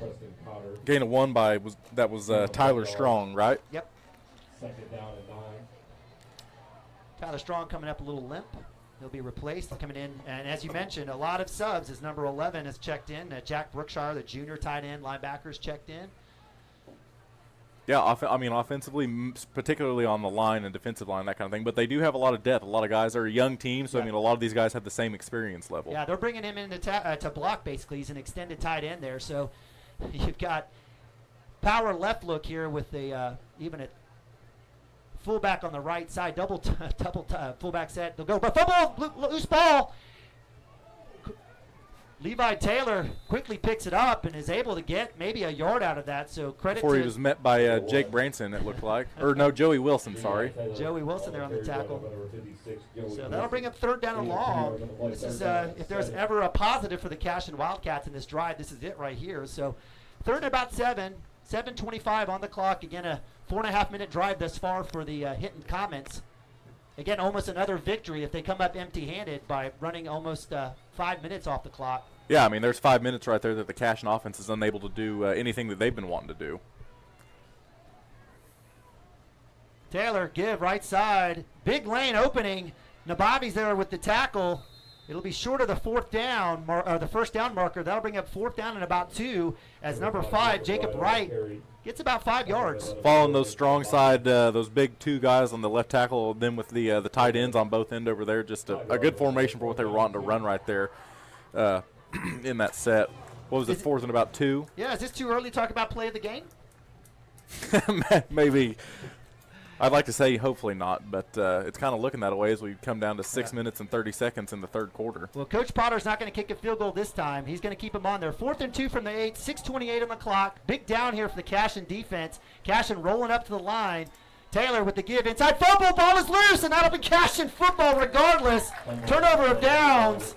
And the Cashion Wildcats bend but do not break. Looks like we're going to stick to the same format going into the second half here of driving all the way down the field and losing it inside the pay dirt territory, turnover by the Cashion Wildcats. I'm curious to see what offensive changes have been made on the Cashion side of the ball with pretty much a pretty unsuccessful half for them offensively. Stand there coming in at halftime by the Cashion defense. Let's take you to another game just out of halftime. Woodland at Morrison. Morrison leads this one big, 27-6. Woodland with the football.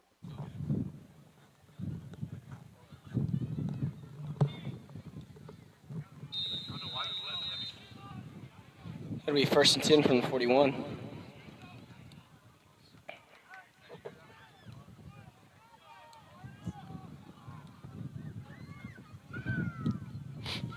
Stewart. Oh, a handoff. He's got a little bit of a lane, gain of about 8. Morrison defense wasn't ready for that one. Was not ready. Right down the middle. Good blocking by Woodland.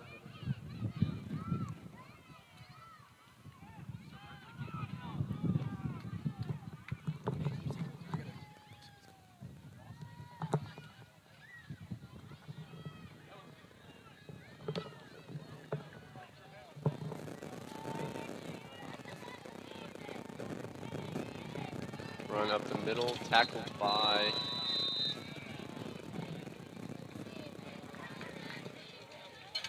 number 10, Jared Harmon.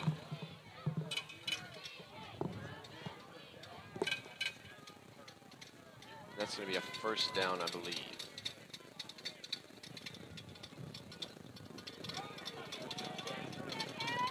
Cougars line it back up.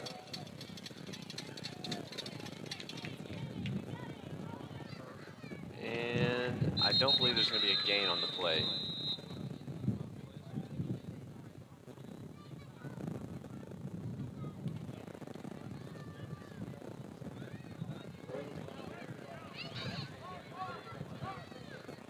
There was a flag.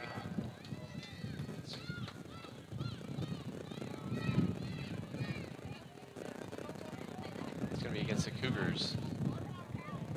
Cashin, Lynn Shackelford's offense driving on, hitting Comets. Let's take you back to Maxton Field and Cashin. Up in the middle, bowls over. First initial tackler still on his feet, and that'll be another Cashin Wildcat first down. Nick Nabavi. Great. The last 2 weeks for Nick as far as running the ball have been absolutely fantastic. Runs extremely hard. Anytime he falls forward, unless just a host of guys come back to bring him backwards. Great job by Nick. So Cashin offense staying patient here. Nice little pickup by Mason Manning on a little dig. Nabavi with a couple big runs, a face mask to help. They are in hitting territory, 5-10 on the clock, third quarter. Cashin looking for their first score. Snap, another give to Nabavi. He'll cut back in. Nice job by the Hinton defense as they clog up the lanes, nowhere for him to go, and he'll fall for basically a gain of 0. It'll be second down and 10. Second down and 10. Great job, like you said, by the Hinton defense. They're doing a really good job of kind of create, like we talked about in the pregame. They want no contention between that line of scrimmage right there. They're making it a battle up there in the trenches, and they're using their linebackers to clog up any potential holes that our linemen can make for them. Second and 10 from the 38, 4:34, second quarter. Nabavi with the snap. Harmon from behind with the sack. And great job by number 52, Joshua Ralston. Smallest guy in the field, making some of the biggest plays for the Hinton Comets, a senior coming out. Harmon had no idea, had no chance on that as he was looking right side. And that'll be a big tackle for loss and sack. And it'll bring up third down and 15 for the Cashin Wildcats. And that's been the story. Cashin third and long, fourth and long. Third and long. Like you said, we'll get down to, almost in pay dirt territory, and then either a penalty or a big play like that by the Hinton defense will bring us backwards. Let's see if Cashin can get half here. It'll be 4-down territory, and we've got movement. So I think this will be a false start, unfortunately. Both line judges there throwing their flags. Yeah, that'll be a false start. So what was third and long is now going to be third and super long. 5-yard mark off. We'll move it all the way back to the 47. Third down and 19. It looks like Giuliani Martinez would be the one that moved first there on that offsides offsides play. Although I did see number 50 from Hinton come forward as well. I saw that as well, but maybe it was drawn off by the movement. I don't know if Cashin goes to a screenplay here or tries to go deep. I'm surprised we haven't run the screenplay as much as, it looks like the opportunity's been there. Snap, Harmon back to pass. Nabavi in the flats. He's there. He'll have the catch. He'll have a chance to make one guy miss. Breaks one tackle. Falls forward. It looks like you get it across the original line of scrimmage. It'll make it fourth and manageable for the Wildcats. So nice check down by Harmon to find Nabavi in the flats, and that'll be fourth down and about 4. Fourth down and 4. So another fourth down. Another fourth down. Here we go again. It's like deja vu over and over again. 2-by-2 for the Wildcats. Harmon in shotgun. He'll get the call from Shaq here. 2 safety deep for the Hinton Comets. They haven't given up on protecting that deep pass. We might get a timeout here from Coach Shaq, and we do.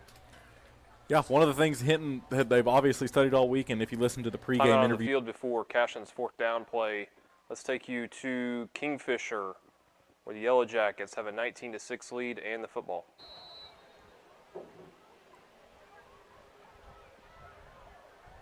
One back set. Snodgrass just going to try to get to the edge. Good block by Munoz. They got caught from behind by big number 77 there. Yeah, another big lineman for the Redskins, Braden Osborne, 6'3", 265.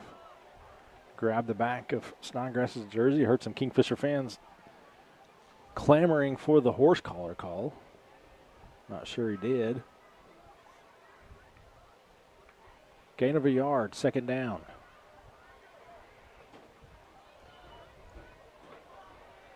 Jackets don't look too sure what they're supposed to be doing here. They Cashin, after that timeout, back on the field for their 4th down play. This game, you can tell it's made him uneasy, the pressure that they put on those big kids. It's obstructed his vision quite a bit with those big guys up So why front don't we like roll that. him out of the pocket? Do what? Why don't we roll him out of the pocket? I don't know. It looks like, because in games before we talked about this, he's done really good about tucking it and running it. To me, it looks like he's waiting for those pass opportunities to be there, and they're just not there, and he's either being too patient or not patient enough with them. We got 4th and 4. Lagasse in motion. Jet sweep. Keaton Abavi. He's looking for a block. Breaks one tackle. Moves forward. And spins down to the 21, and that'll be enough for the 1st down. Nick Nabavi says, I got you. Get on back. Get him on back. And it'll be a 1st down, Cashin Wildcats. 1st down and 10. So the Wildcats get a 1st and 10 behind the legs of Nick Nabavi, the senior here on senior night. 2:33 from the 22. Jackson Vandruff on the right side, tight end. Lagasse by himself all the way down here. We do have safety deep on that side. Snap, another give to Nabavi, waiting, being patient. Jackson Vandruff with a great block. Nabavi carrying forward, and that's another 1st down for the Cashin Wildcats as they enter into the, looks like about the 9-yard line. Clock running. And here we go, Drew. Another opportunity for the Cashin Wildcats inside Another the 10. opportunity. We've been here before. So 1st and 10 from the 10, 1st and goal, and that'll be a timeout. Who's that one to go to? Timeout. That'll be timeout Hinton. So with that, we'll go. Cashin in the pay dirt. Hinton takes a timeout to talk it over. Let's take you to another game just back from halftime. Pioneer at Garber. It's the Skordle game of the week with Tom Nelson and Adam Dieselhorst. Robert Newberg. They had Robert Newberg at linebacker when we saw them a couple weeks ago. He's now playing defensive end. No gain brings up 2nd down and 10.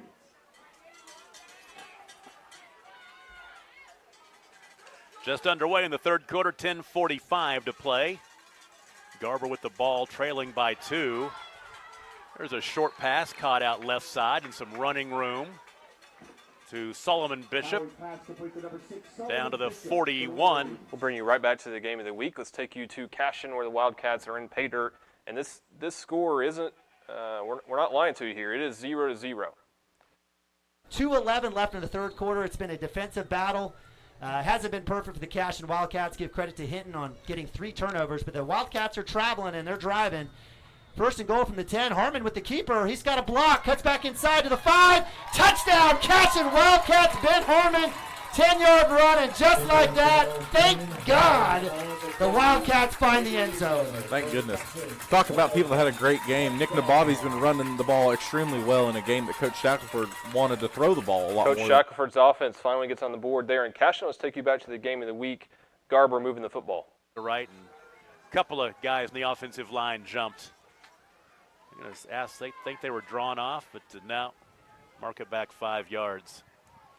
Be 1st down and 15. Back at the 40.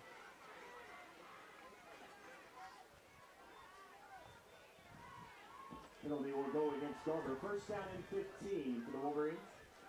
You have got to give Garber a lot of credit. They are playing a lot of freshmen and sophomores, and this Pioneer team has a lot of experience.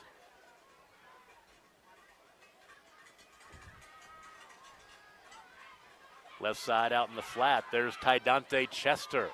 And he'll rumble down to the 30-yard line, picking up 10. Chester for Garber. Brought down by number 2, Leighton Parker from the Mustangs. Leighton Parker. Safety comes up and makes the stop. Take it back the cornerback. So down to the 30. And 5 for the Mustangs. Correction, for the Wolverines.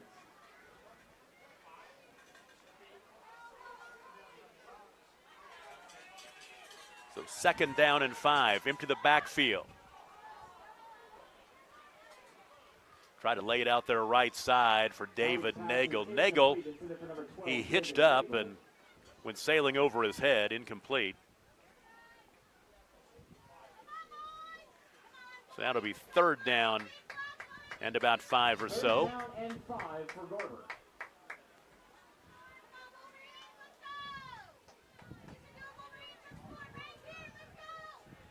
Tell you what, a couple of good ball games going on Skordle Pater tonight. This one and that Balco Laverne game. Oh boy, I tell you what, wide open across the middle was Carson Skuvanek, but Howery was getting pressured and lobbed it just a little bit too much, and Skuvanek couldn't run under it as he was just trying to make something happen. He was ad-libbing, and it will now be 4th down and 5.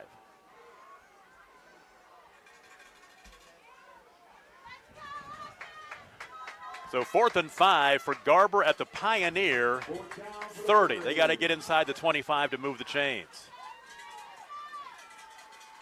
Pump fake. Flush left. Now going back to his right. Across the middle. Threw it up behind the intended receiver. Incomplete as he was trying to find David Nagel. And Pioneer will take over on downs. Mustangs will take possession 1st down and 10 at their own 30-yard line.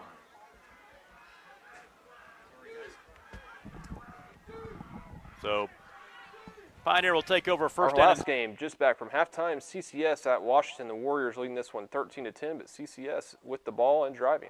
Decides to throw it out of bounds. Good coverage by Cade Norman on number 5, Braxton Hartsock. Bring up a big 3rd and long for the Warrior defense. That was impressive. That guy's a lot taller than Cade. Cade was able to get up there and knock the ball out. Now they bring in McIntosh. That quarterback spot. Gotta wonder if he got bruised up somehow. He does play safety for the Royals as well. They run the jet sweep, and the Warriors are there to wrap them up. Pace Taylor and Hayden Milner in the backfield. Pace Taylor getting his first start. The Watonga Eagles trailing 20-6 to the Tonkawa Buccaneers, but they are in the pay dirt trying to narrow that gap.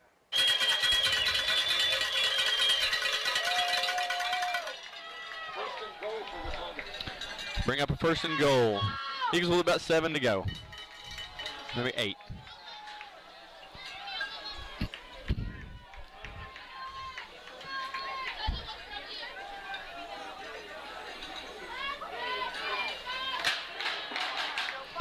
Jackson to pass, overthrows Sanders in the end zone. Unable to convert that one, bring up 2nd and goal.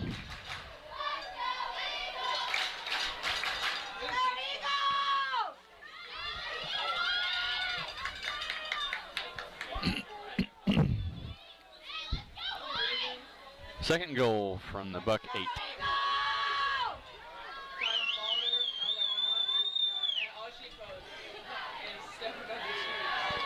Jackson scrambling.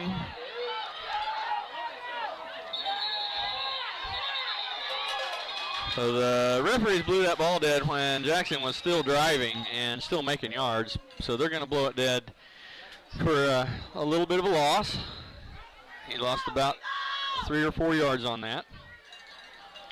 Not sure I agree with blowing that dead where they did. He was still driving really hard, still making progress when they blew it, but that's what they did.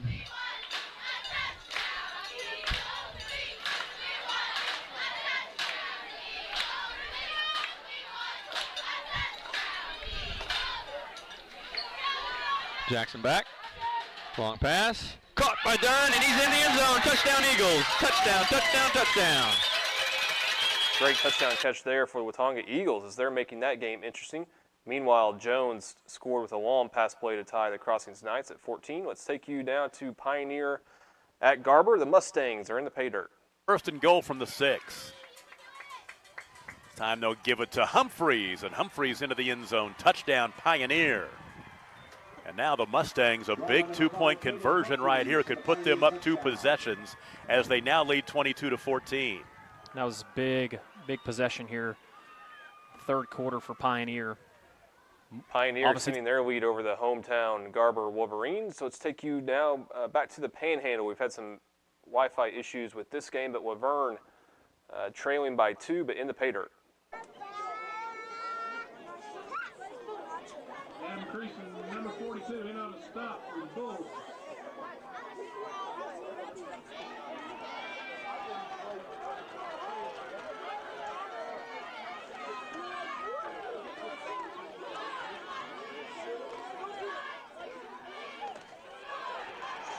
keeper.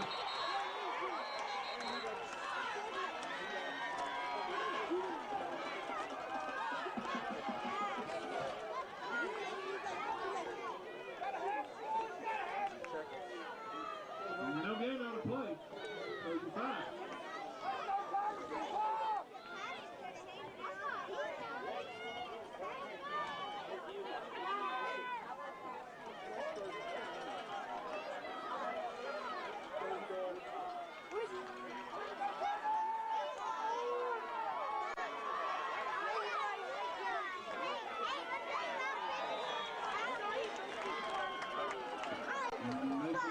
Hooker.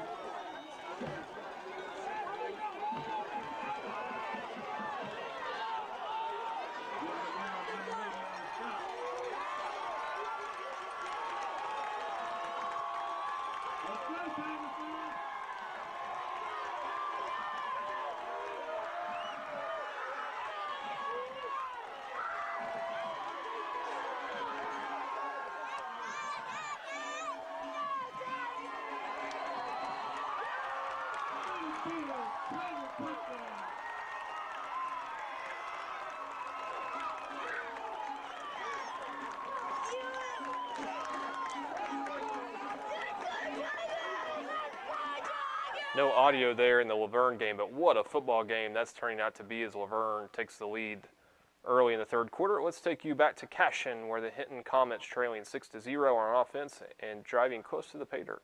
Coach Potter, do you take a chance on a trick play or a pass here with third and short? You know, they had a lot of really good success with that trick play that they ran in the first quarter, so it wouldn't surprise me necessarily if he did that, but I think you're probably going to see more of the same of what they've done so far as how comfortable they are. Give inside. Spin move, met at the line.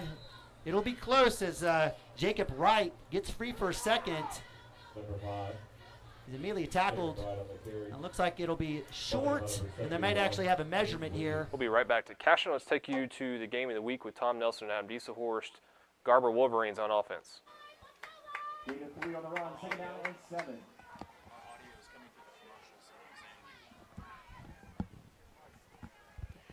Second down and 7.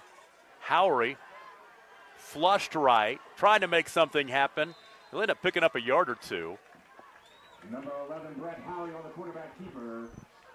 Out to the 44, so he'll give him 2. Oh, they're going to say a loss of 1. Say he stepped out before he turned the corner, so back to the 40-yard line.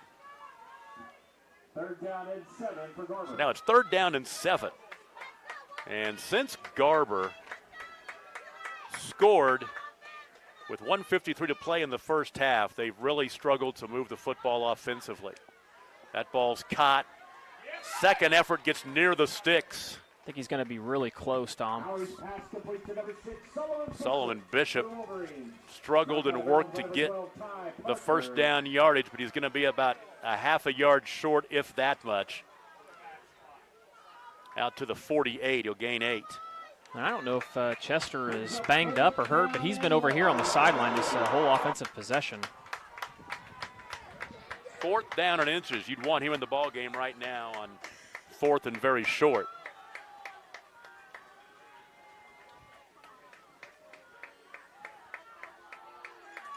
Check to the sideline, look at the wrist. Handoff, 1st down yardage. That's a powerful run right there by Nate Moore.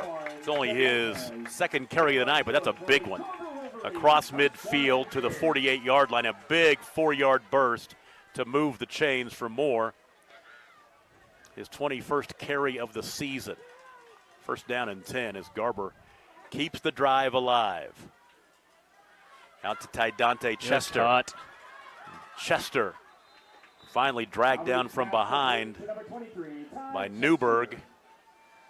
And down to the 45-yard line. I believe they're going to mark it at the 44, so a gain of 6.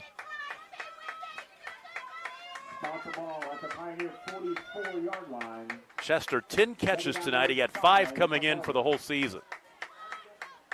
So you can tell Coy Hughes switched up the game plan tonight against really the best, by far the best team they've played this year. Near sideline, Solomon Bishop has it. Nope, incomplete.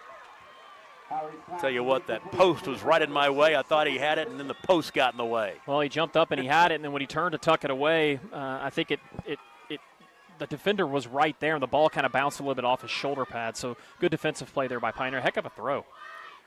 So now 3rd down and 6. 3rd down for Garber.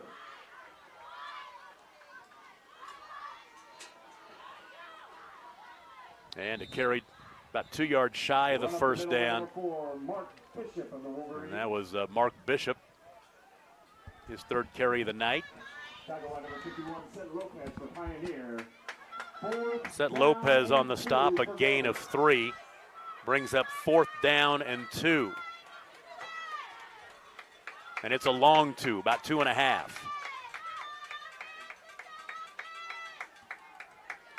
As we'll tick down to 5 minutes to play in the 3rd quarter, the 8-point lead for Pioneer. Tidante Chester, 1st down.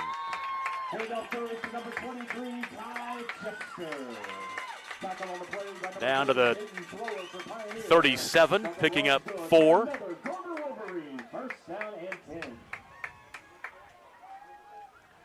He's got 10 carries now for 47 yards, so he's get it to David Nagel this time. And Nagel inside the 30-yard line. Like I said in the first half, David Nagel, a big target, 6'4", 175. Down to the 28-yard line that time, a gain of 9. Nagel's 6th catch. And now Howry is sacked behind the line of scrimmage by Set Lopez. I think he didn't run the right play there, obviously. It's a big back loss. Back to the 33, he loses 5. You know, Chester's just spent over there on the sideline, and they really need him out there in the game right now in this drive.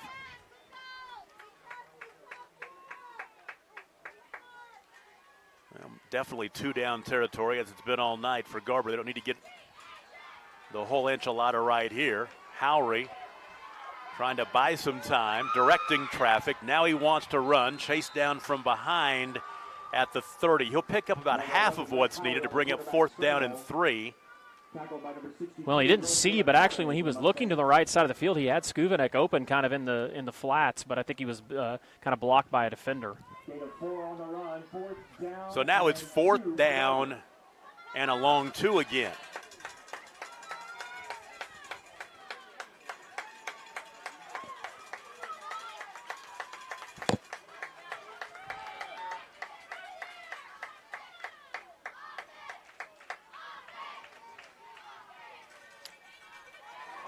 That's a catch. That's a nice catch made for 1st down yardage.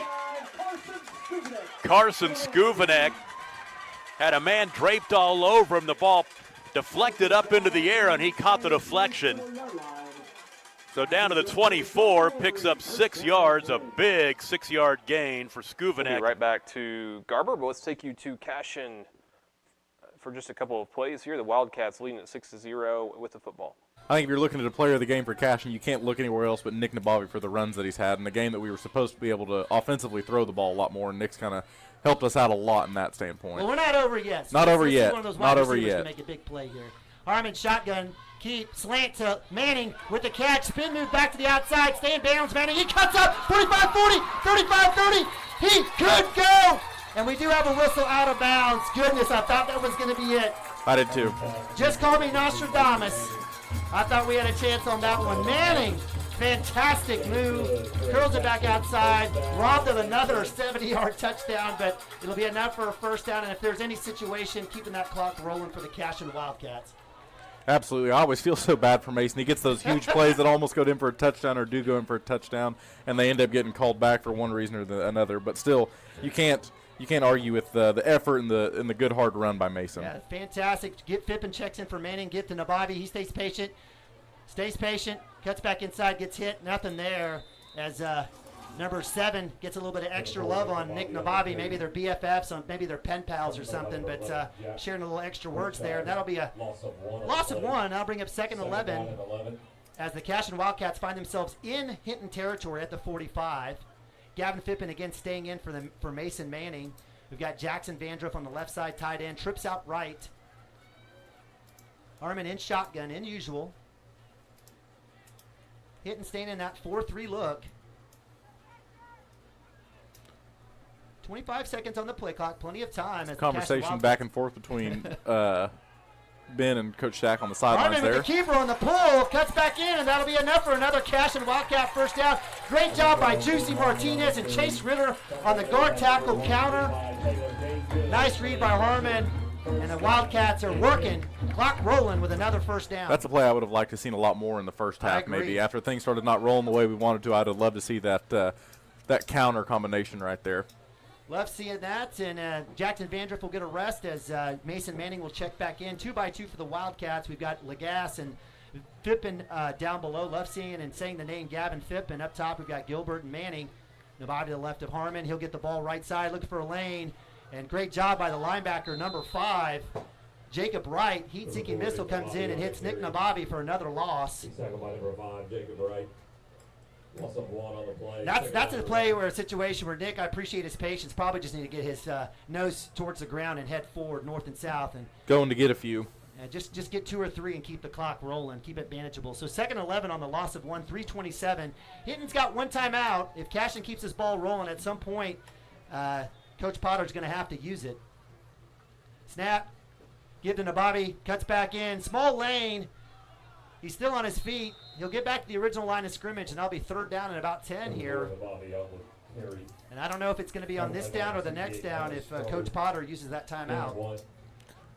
I think the longer it takes for them to get lined up, the more likely we're going to see Coach Potter, going to give that ref the elbow over there on the sidelines, like, hey, go ahead and call this for me.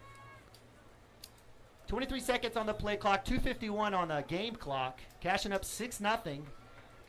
3rd and 10 from the 28. And probably one of the fastest-paced Cashion games we've had at home in a long time. Play clock down to 7. 6. Snap. Nabavi with the left hand. He's got a lane up front. Cuts about outside. Gets to the outside. Great block by Gilbert. Stiff arm. Throws the guy off. Still on his feet. And that'll be enough for the first down as Nick Nabavi, following his lanes and his blocks, gets a crucial first down as the Cashion Wildcats get it down to the 15-yard line. We'll bring you right back to Cashion as that game is winding down. But first, let's take you to our Skordle game of the week. Jones at Crossings, the Jones Longhorns in the pay dirt. Single setback, pump fake. Now he pulls it down. May will run. And he dives down to the 14-yard line for a first down. So that'll set up first down and 10 because the ball is just outside the Knights' 10-yard line. Nice run by Carson May, but I think if he would have let the pass rush come by just a little bit, he would have had a bigger hole to go toward the end zone. Boy, if you're Crossings Christian, you hope that pass interference call does not turn this game in Jones' favor. They motion a man to the near side. It's a jet sweep coming right, and running in for the touchdown is going to be Caden Carl. That's his 2nd rushing touchdown of the season to go along with 8, or make that 7 receiving scores. Caden Carl with the big reception on the previous 2 plays earlier to the right side. This time he's lined up right, has all that momentum. Jones with a big touchdown drive as they take the lead in that game. Let's take you back to our other game of the week, Pioneer at Garber, the Mustangs on offense. Get it. He needed about 1.5 yards, and he picked up 2. Out to the 31. Nagel with the stop. So they will stop the clock while they set the chains, when they put it back in motion when you're under 1 minute to play in the 3rd quarter.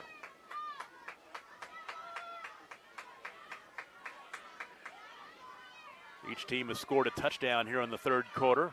Garber with the 2-point conversion. That is the difference. Now we're tied. Around the right side, there goes Humphreys. 45-yard line to the 50 as he's just using his forearm to push off defenders before he's pushed out of bounds by Nagel. Right back to our game of the week. Let's go to Cashion, where the Wildcats are in the pay dirt as time is winding down in the 4th quarter. Branson, he's met behind the line of scrimmage as number 5, Jacob Wright, sniffed that one out. He's done that quite a bit tonight, and that'll be a loss. And that'll be 3rd down and about 9 here. A loss of 4 on the play.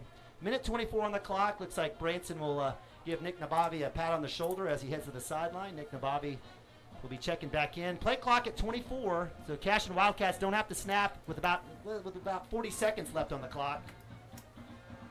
Clock winding down to below that minute mark, like I said it probably would. We're going to take our sweet time here and going to really make Coach Potter sweat it as far as what he's going to have to do once he gets the ball back. If he gets the ball back. If he gets the ball back, right. Play clock, 4 seconds, 3. Keeper by Harmon. He's got a big lane to the 10, to the 5, and touchdown, Cashin Wildcats, Ben Harmon. 14-yard run, and the Wildcats have basically sewn this ball game up.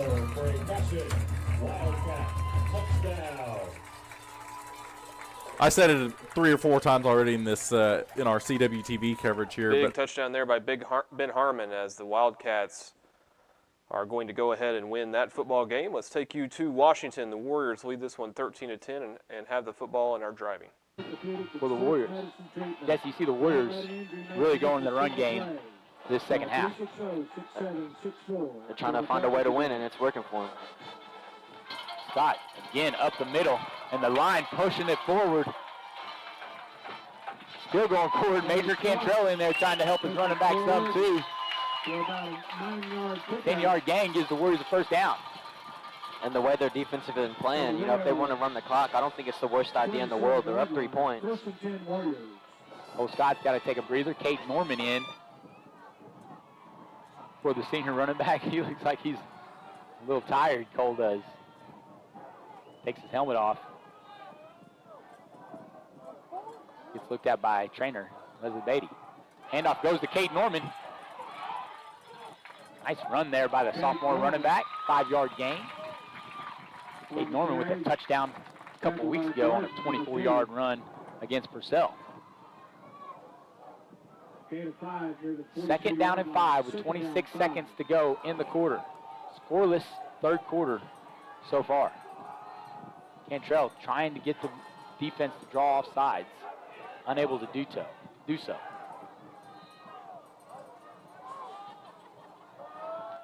Ten seconds. Still trying to draw them off sides. Looks like, Jesse, they might just take this into the quarter, and they will. 4th quarter ball game. Let's see what the Warriors are made out of. Haven't been in one all year. They're up 13-10 going into the 4th. We're watching Warrior football on WashingtonWarriors.tv. Timeout on the field in Washington. We'll take you to Crossings where the Jones Longhorns have the lead and the football. 8-yard line as he'll pick up about 4. And we'll bring up 2nd down, and we're under 3.5 minutes now to play here in the 3rd quarter. An interception for Drew Wood is his first of the night. It's his 6th of the year, and you might recall in the first half that he had one that hit the paws of a Jones defender and probably should have been intercepted as well. 2nd down and 6. The line of scrimmage is at the 49-yard line. May to throw. Here comes the pressure. Throws off of his back foot, and it's incomplete. Looking for Caden Carl, and right there with him stride for stride was Mason Snyder. Then on the other side, Emmett Murphy was one-on-one with Luke Olson, and Luke Olson was man for man, step for step with him. May was looking that way left first, but the pressure was so good on May that he had to get rid of it right. 21-14 our score. Jones faces 3rd and 6. The ball just shy of the Longhorns' 49-yard line. Pioneer Mustangs in a tie football game with Garber, but the Mustangs are driving in the pay dirt. So down to the 17. A gain of 16. Pioneer putting together a drive. This drive started back at the 20-yard line. You know, one other thing to consider, too, Tom, Garber has not played their varsity guys have not played a full game all year. You're With right. Pioneer, you know, I know at least the Laverne game for sure they have, and you can see them just a little bit We'll be right tired. back to Garber. Let's take you to Washington, where the Warriors are on offense, leading at 13-10. Deep. He's lucky that ball was incomplete. That thing flew up in the air. There was multiple CCS defenders around to pick that thing off. Luckily for the Warriors, it falls incomplete. 3rd and 5 now for the Warriors. He sends Steele in motion. They've running the option to the right. Cantrell fakes the pitch. He's got some room to run. He keeps running. They're still pushing the runners down. He's still running. He's at the 20 and it's thrown down. Tough running by the sophomore quarterback of the Warriors. Gives the Warriors a first down inside the 20. What a play. I was even faked out, Coach. Yeah, that was a good play.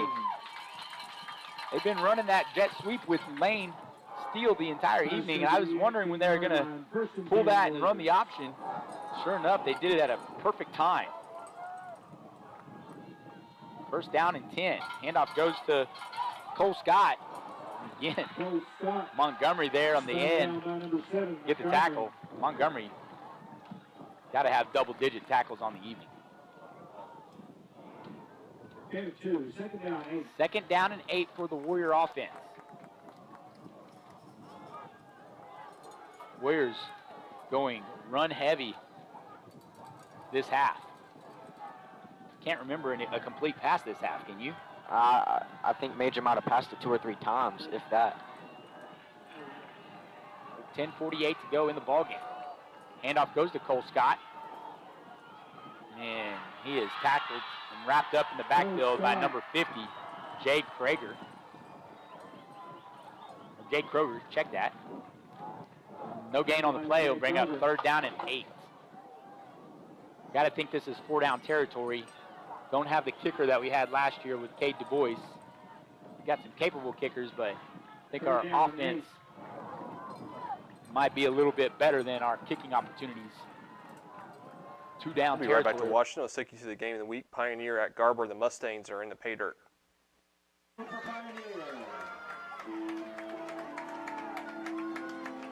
So 4th down and a long one, almost 2. And the Wolverines, the near sideline, are trying to get the crowd into it. They want their fans right below us to make some noise. 4th and 2 at the 10. And before we get it, timeout on the field. We'll take a break. 8:39 to play in the 4th quarter, tied at 22. You're watching the game of the week on Skordle, brought to you by High Plains Insurance.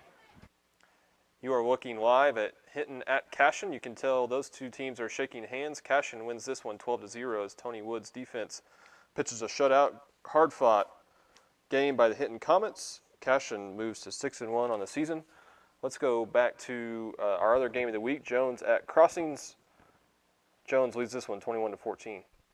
For a minute to play here in the 3rd quarter. You wonder if Jones will spend a timeout to preserve as much time as possible with that wind to their back. They don't appear as if they're going to do it. Yeah, I think Dave Martin is thinking that this game is too close. The timeouts might be more valuable later in the 4th quarter. So Emmett Murphy will be back to return. This Jolliffe punt inside his own 15, and I think they got a piece of it. They blocked Let's it. take you to Laverne, where the Balco Forgan Bulls are on offense. This is a tie game at 28.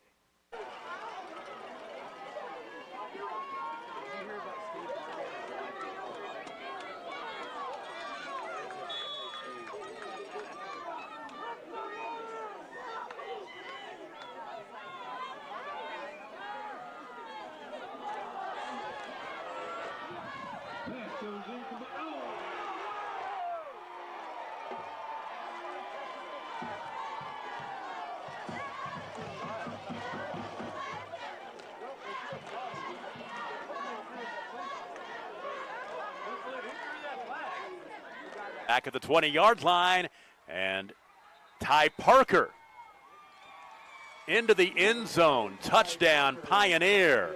This will be big here. Obviously, being able to stop the conversion. A great answer by Pioneer. They go on top, 28-22.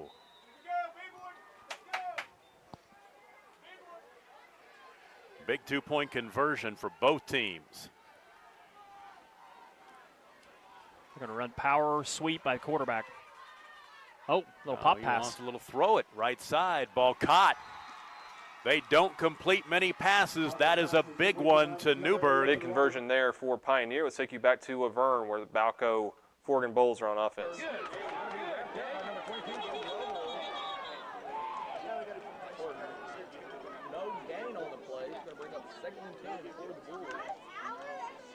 Big level went out of step. Flag once again. Flag fly. Face mask, personal foul. That's going to be a 15-yarder. That's going to be good enough for a first set down for your Bulls. Inadvertent face mask. 5-yard penalty. That's going to be a 5-yard penalty. Bring up 1st and 5. Yeah, that was personal. Come on, Brad. Cheer the time is on. Let's go.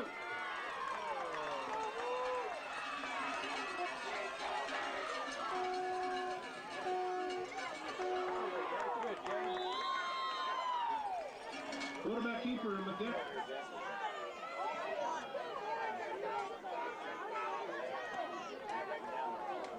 Jaden Hall, quarterback keeper.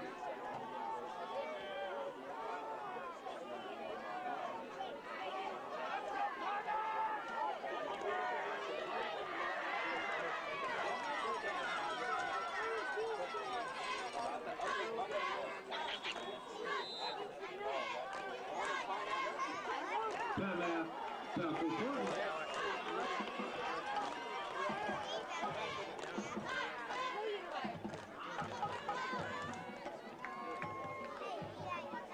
Timeout on the field in Laverne. Again, we're sorry for no audio there, but it's a great football game. Let's go to, again, the game of the week with Todd Miller, Jones at Crossings. Was an 8-yard punt earlier. That punt, what was that, 20-something yards? 15-yard run by Carson May to the 33 of Crossings Christian. Barring a defensive penalty, final play of the third quarter. May to throw, looking right, guns it out right. The ball was caught and dropped immediately. Caden Carl went high for the catch, and he made it, and he was planted right there on the final play of the third quarter. So it'll be 2nd and short Jones after the final play of the third quarter. Peyton Brady was into that last stop. 12 minutes to go from Oklahoma City, 21-14. Timeout on the field in Crossings. Let's take you to Woodland at Morrison. And as you can see, well, that game just went to commercial, but I can tell you it just ended. Morrison won that game 43-6, I believe. So Morrison, the Wildcats, moved to 4-1 on the year. Woodland drops to 4-2. Let's take you back to CCS at Washington, where the Warriors have the football with a 3-point lead. And timed it perfectly. CCS, they've been called for a handful of offsides penalties. 3rd and 2. Still goes in motion. Handoff again goes to Cole Sky. And his strong running puts the ball to the 41-yard line, gives the Warrior a very important first down. The clock's ticking, Coach. That's the most important thing, right? Get a score here while milking some clock. We'll be right back to Washington. We're going to take you back to Balco at Laverne. The Bulls on offense have a 4th down play in the pay dirt.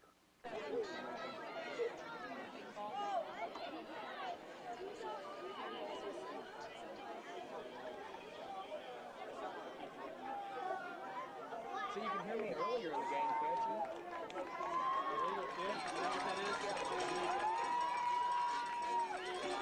you? Legal motion. Foul against Malcolm.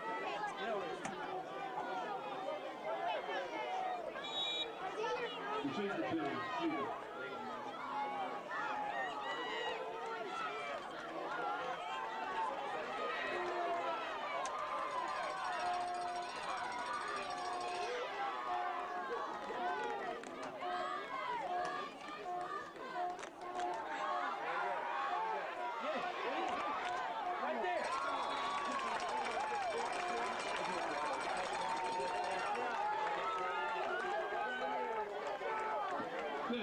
Pressure there, 22, game level is Taggart. Pass goes incomplete.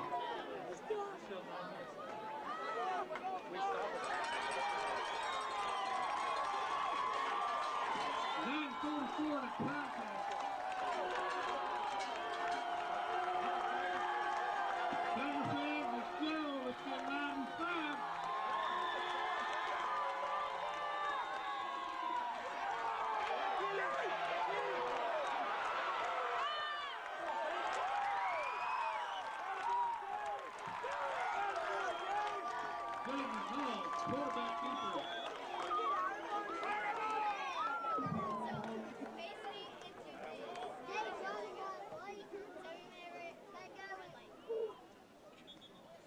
Looks like a 4th down stop there for the Laverne Tigers. Let's take you to Kingfisher.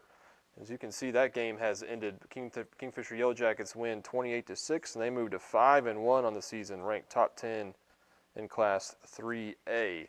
Let's take you back to Pioneer at Garber. The Wolverines trailing by 8, but in the pay dirt.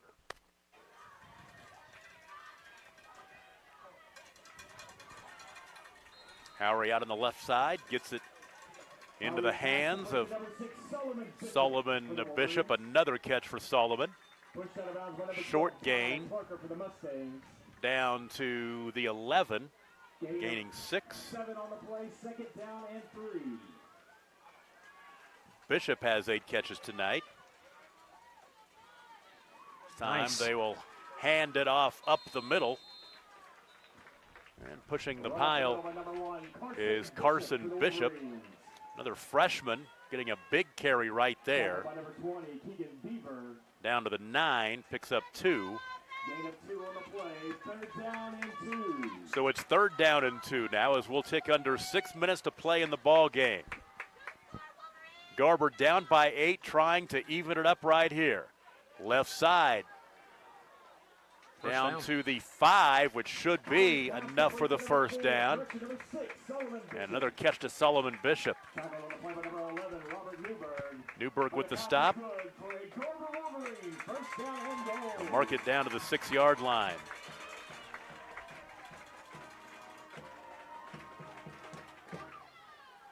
.548, 5:47, 5:46 to play. The clock ticks 1st and goal from the 6. Power pistol formation. They'll hand it off to Dante Chester. There's a big hole. Got it. And he will use the 2nd effort, then a late flag. A flag comes in as he falls across the goal line.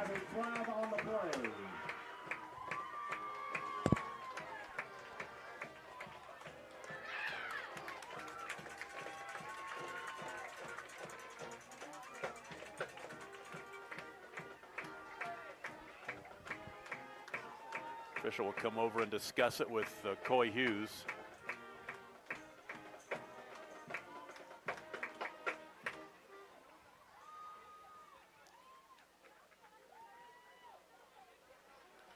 It's a big call right here. Face mask against Pioneer. Yeah, touchdown.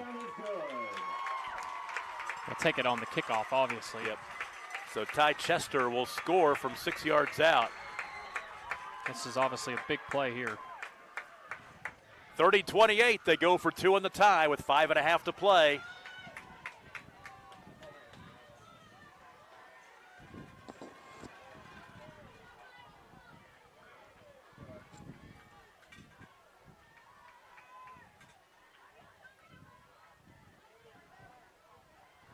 Back left corner of the end zone. Did he reel it in? He did for wow. the 2-point conversion. Another huge catch by Solomon Bishop. Tied at 30. We'll take a break. 5.5 to play. Don't go anywhere. You're watching the Game of the Week on Skordle, brought to you by High Plains Insurance. High game. What a great game there between Garber and Pioneer. Let's take you back to Laverne. That's the only other action right now. Balco at Laverne. The Tigers on offense.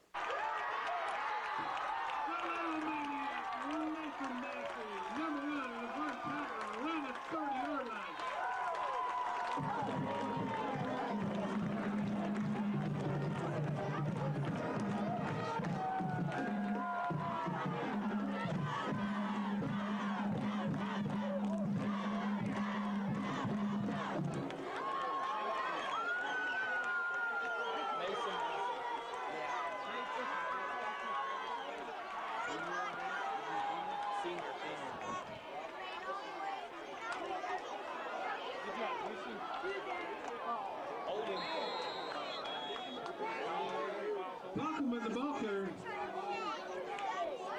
Holding call against the Tigers.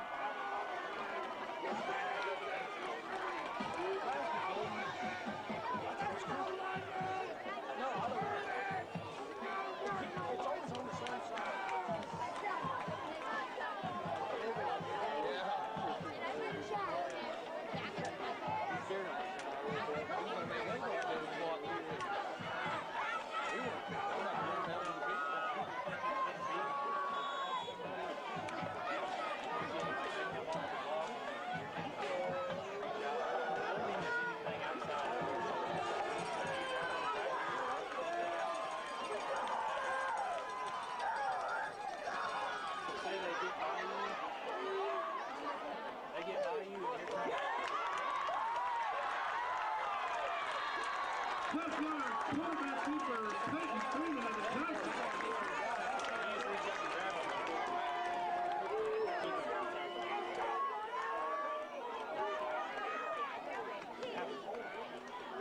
Let's check into the Skordle game of the week. Jones at Crossings. This is a tie game. Crossings got a defensive touchdown just a couple minutes ago, and Jones back on offense. Lament the fact that they have squandered some terrific starting field position tonight. And all through the third quarter, they're going to the north end zone. That means the wind to their back that entire quarter.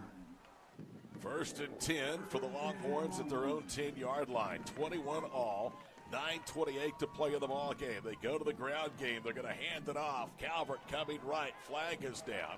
It's actually Caden Carl who was in the backfield, got the handoff, and he's down at the 17-yard line. If the play stands, it's a gain of 7. They threw it in the vicinity, though, of a block or a hold. Here is the indication. It is blocking in the back, signaled by Tom Dinker, our official. So another costly mistake for the Jones offense. Matthew Jolliffe. We're going to take you to the other game of the week, Pioneer at Garber. We just missed a Wallen Pioneer touchdown. Here's the conversion. Got it. Tie to Layton, and Layton's in for 2. 38-30 Pioneer. 5:22 to play. Let's take a break and be right back. All right, Garber, it's your turn. It's the game of the week on Skordle, presented by High Plains Insurance. Here tonight, and this thing is not Pioneer takes the lead again. Let's go back to Jones at Crossings. 7-point cushion. It looked like Jones a moment ago might go up by 2 scores. Silas Ward had other ideas. From the 5, it's a keeper by May. Gets out of an ankle tackle, is hit hard, and uses that 6'5" frame to almost get 2 more yards to the 12. Second down upcoming. We're under 9 minutes to play in the ball game. Nice tackle by Mason Snyder. There again, Todd, you had a bad snap, kind of high and to the left. The athleticism of Carson May jumps up, grabs it, makes a plus out of that play. May has run for 2 touchdowns this year. He has rushed for 106 total yards coming in. He's been sacked a couple of times tonight, and for the most part, the Knights have kept him in check with his legs. He does have a 32-yard run for the game's first score. That was just 3 snaps into the ball game. Second down at 8 at the 12, a high snap. They hand it off to Carl behind left guard, and he is punished. They're going to give him forward progress to the 12 and no more. And I mean, Caden Carl belted as he got the handoff. It's a good thing they called the forward progress because Drew Taylor pulled that ball out of Carl's hands. See Blake Meek coming off to the near side with his headgear off of his head. So he'll have to come out for 1 play. You know, pretty much for the Josh Cueto, the center, he's only a freshman, been snapping the ball good, but lately they've been either low or kind of high where May's got to jump. 3rd and 8 at the 12. Big play both ways. Mays drops to the 5 under pressure. Gets away from Jolliffe and then just throws it out of bounds. As Matthew Jolliffe came right up the gut, and he was almost to pull Carson May down. Good Crossings forces a Jones punt. Let's take you to Washington, where the CCS Royals trail by 3, but with the football. McIntosh decided to keep it himself. It's 4th and 2 with 2:40 to go. This is the play of the game. If the Warriors get the stop, it will be ball game. I imagine it's going to be a QB draw. And it is. And he's got in the backfield, and he is stopped. Caleb Bruce with the stop. Seals the game. What a play. Bruce broke that play up. He saw it coming from his nose guard position. Only 2:25 to go left in the ball game. CCS has no timeouts left. Injured player for CCS as well.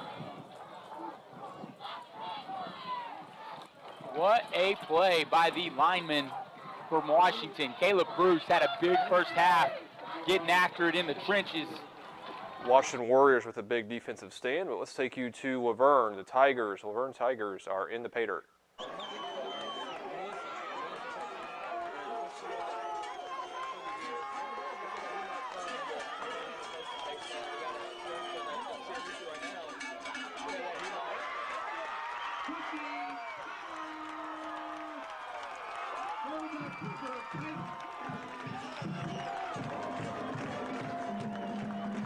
Touchdown Laverne as they take a lead late in that great football game. Let's take you back to our Skordle game of the week with Todd Miller. Jones Crossings tied at 21. Fighting forward. Don't forget Skordle Pay Dirt is on. You can check out other games from around the state. Andy Campbell, our host, doing a great job as always. After that, we will have Game Night Oklahoma. The scoreboard show from 10 to midnight here on Skordle. Looks like they're going to signal a hold against Crossings. And that's kind of flip-flopped in the second half. Crossings getting penalized more. In the opening half, it was the Longhorns. So, holding at the 41-yard line. That'll put it back to the 49-yard line of Crossings and bring up first down and 20. So the Knights get an opportunity to start at Jones' end of the field, kind of squanders that on a hold. 7:17 to go. You see the score, tied at 21 on the High Plains Insurance Skordle Game of the Week. Peyton Brady now is out there as the single setback. They show pressure off the edge. Here they come. Wood fires it out left, and the ball is incomplete. The flag. It's going to be pass interference. Cameron Sweat was right there on the back of Logan McGowan as he was trying to make a diving catch. Well, that was a close play. Cameron Sweat, great coverage, very close. The official ruled that he hit him early. Cameron Sweat is looking over to the far side, and he's saying just exactly what you did, saying, hey, I thought I had good coverage. Close play. So pass interference, and it will be back into Jones into the field at the 36-yard line. It'll bring up first down and 5.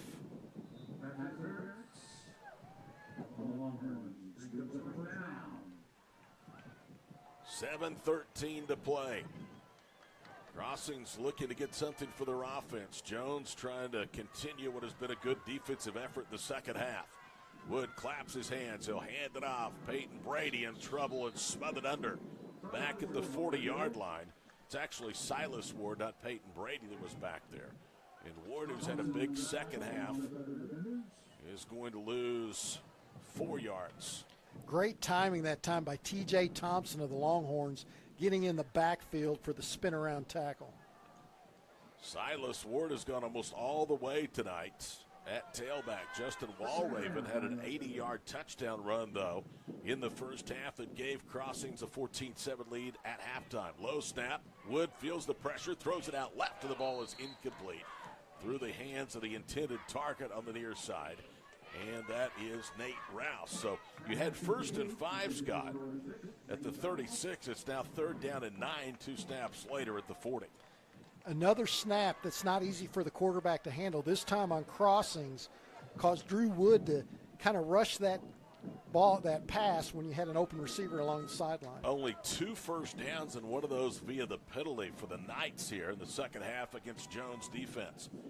Longhorns have 3-man defensive front. They're showing pressure off the right end of the offense. Back to throw is Wood, and somebody flinched. They're going to blow the play dead. It very well could have been Cole Crawford, the 240-pound junior right tackle, because that's where the pressure was coming.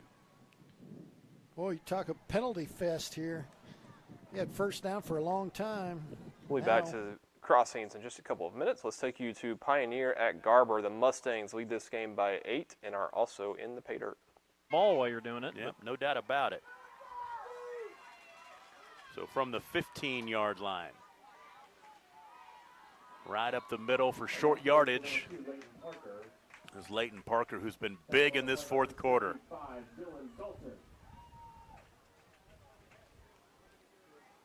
Gain of 3 on the run, 2nd down and 2 for Pioneer.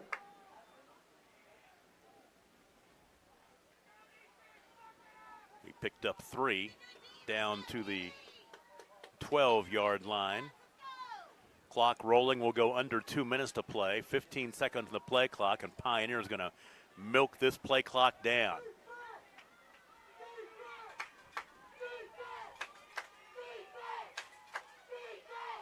Leighton Parker bounces to the outside, Touchdown. to the edge, to the corner, touchdown. And there's your point spread. There's your district points. Touchdown Pioneer as they maybe just gave themselves an insurmountable lead with just a couple minutes left in that football game. Let's take you to CCS at Washington. Again, those two teams shaking hands at midfield. Washington with a hard-fought 13-10 victory, and the Washington Warriors, ranked number 3 in the state by many publications, go to 6-0 on the season. Community Christian will drop to 4-2. Let's take you back to the game of the week, Jones at Crossings. Crossings just punted the football. Jones Longhorns on offense in a tie game, 6 minutes left. Well, that's a long time. Time goes by fast, Tom. Yeah, it does. 1st and 10, Jones at the 18-yard line.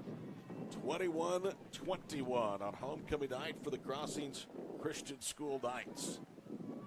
Carson May out of the gun inside his own 15. Hands it off, running left, Calvert. And he's dump truck down as he crosses the 20 and gets to the 23-yard line. Looked like it was going to go for a lot more before Mason Snyder came up for the backfield and tackled him at the 23. Yeah, Mason Snyder with the big bear hug tackle. 6 minutes and counting to play. The Watonga Eagles trail by 8 in this game. They are close to the pay dirt. Let's see if they can get this game tied up.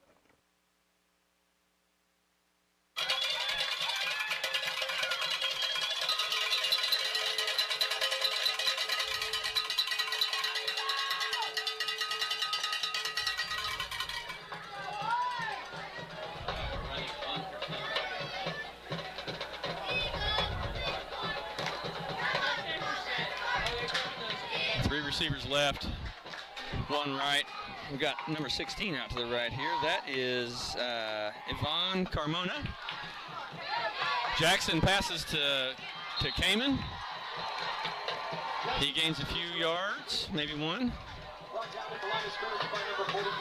Yeah, they're going to call it. Spot it right at the line of scrimmage, so remain 10 yards to go, and now 3rd down.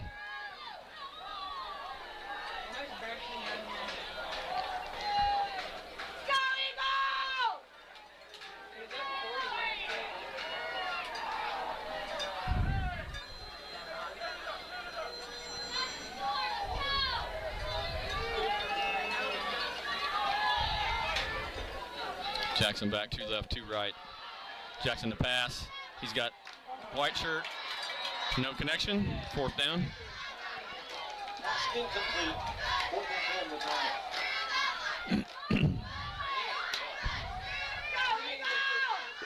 Washington turns it over on downs, it looks like there. Let's go to Balco at Laverne. Balco trailing by 8 in the pay dirt. Down at about a second and 1, 9-yard gain on the carry. Clock's running, 50 seconds. Got to get a play call here. It's going to be a 2nd and 3 here. Shotgun formation for the Bulls. Ball snap, looking to throw. Gets it to his man, got to get out of bounds. Going to get the 1st down. Clock's going to stop with about 38 seconds. Good enough for the Bulls' 1st down. 2 timeouts remaining for the Bulls. Timeout called by the Bulls. That's going to leave them with 1.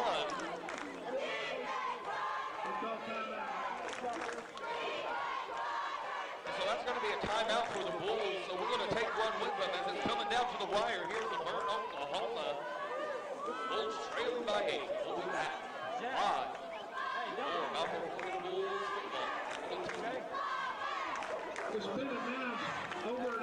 We'll bring you right back to Laverne as soon as that timeout is over. In the meantime, let's take you to Pioneer at Garber. The Wolverines trailing by 14 late.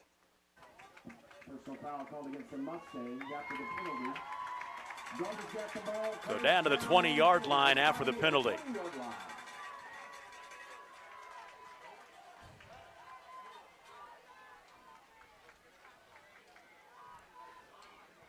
We've seen stranger things happen, Tom.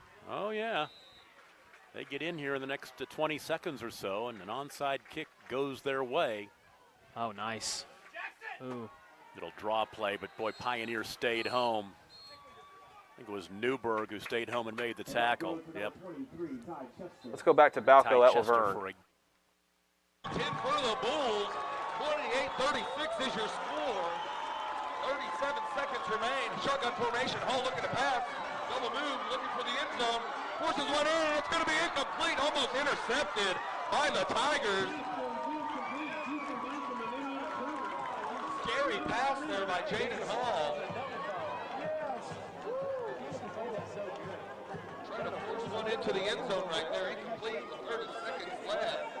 28-36 is the score. 2nd and 10 coming up for the Bulls. See what Coach Lanier digs into his bag of tricks here for the Bulls. McGowan and Smith split out wide to the left. Shotgun formation, looking to throw. Ball's out.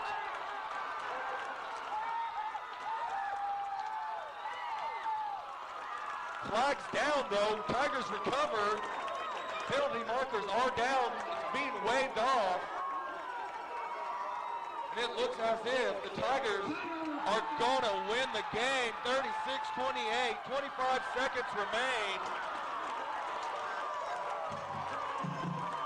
I have to say, I do not agree with that last play, the flag being waved off. Coach Regier over there pleading his case. Looked to be a face mask. The officials didn't even get to Great effort by the Balco Forgan Bulls, but they will drop to 5-1 on the season. Laverne will move to 5-0. Let's take you to Crossings. Actually, let's not. They just took a timeout on the field, so let's take you to Pioneer at Garber. Tom Nelson, Adam Deshorst on the call. Garber in the pay dirt. They're down in 10. Howery steps up, and he's sacked. That was Seth Lopez with a sack. That's his 2nd sack of the season. And now Garber will burn their last timeout. Timeouts in both of our games of the week, so let's take you to Watonga at Tonkawa. The Buccaneers leading this one by 8 with the football. Football game. I mean, we've seen a lot of good football tonight. We've seen a lot of really pretty football tonight. We haven't seen much bad football. We've just seen two teams that are pretty evenly matched going up against each other. The difference in the score has just been a couple of breaks. Number 4, Chandler on Tonkawa's side, getting a long break up through the middle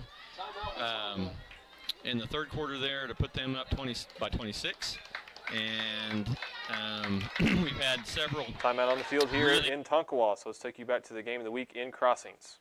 And it's a quarterback sneak for Drew Wood, and actually it was Blake Meek that took the snap. They had a wildcat look, and Blake Meek, the junior tight end, took the direct snap. It did not look like that he got to the first down marker at the 47. Now the officials are visiting. The linesman on the near side, Scott, looked like he did give him to the 47, but when the play ended, it clearly did not look like he got there, but it's not going to matter. A flag illegal procedure, the call against Crossings. That could be on Preston Mahan for not being set. See, Drew Wood was in the shotgun back and then snuck up and took the snap. No, it was Blake Meek that took Blake the Meek snap. took the snap, yeah. So the line of scrimmage back at the 41-yard line. It's 3rd down and 6. 3:04 to play in the ball game. We're tied at 21. Could we be looking at free football here on homecoming night? Pistol formation. Back to throw Drew Wood. Pocket holds. He floats one near side. It's caught for a first down at the 44-yard line. Mason Snyder made the catch, and Cameron Sweat wrestled him down at the 44 of Crossings. They needed 6, and they got a whole bunch more of that. Well, what nice pocket for offensive line for Crossings to give Drew Wood all that time. He was looking over at Schneider on the flag route the whole time. Just perfect loft of that pass over toward the left sideline. 15 yards on a 3rd and 6. New life for the Knights at the 44 of Jones. Crossings will be content to work the clock now. They're back into the opponent's end of the field. 2:26 in counting to play in regulation. We're tied at 21. Drew Wood hands it off. Coming left, now spinning right, wall waving. He is buried for a yard loss at the 45. There is a flag down, and that is a hold against Crossings. Well, this thing has gotten really ugly in the second half with flags. Got to give it up to the first line of defense. While they sort out the flags here in Crossings, Down let's take in- you to Pioneer at Garber, the Wolverines on offense. Howry to the end zone. Going for the big man, and it's caught. It's dropped, but there's pass interference. Definitely. He had it in his hands but couldn't control it, but it's not going to matter as there was a chicken fight going on over there between that big old David Nagel at 6'4".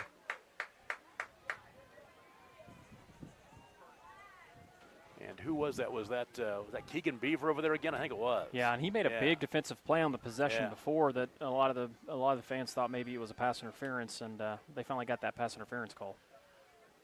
So that should be an automatic first down and half the distance.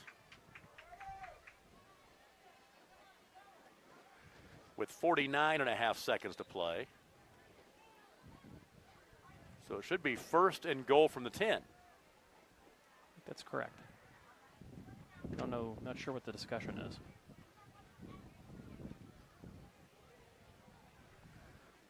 Just going to keep us here a little bit longer. It'll be a seamless transition from feel like our we're- ball game to the post of the scoreboard show. I feel like we're back in Choctaw with the 47 penalties. Should be first and goal.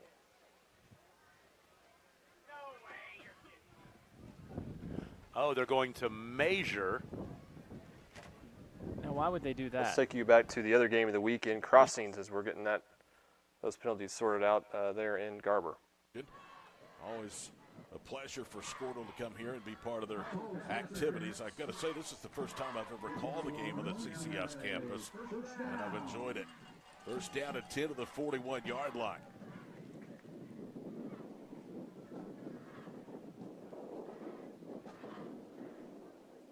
Dave Martin is out of the field.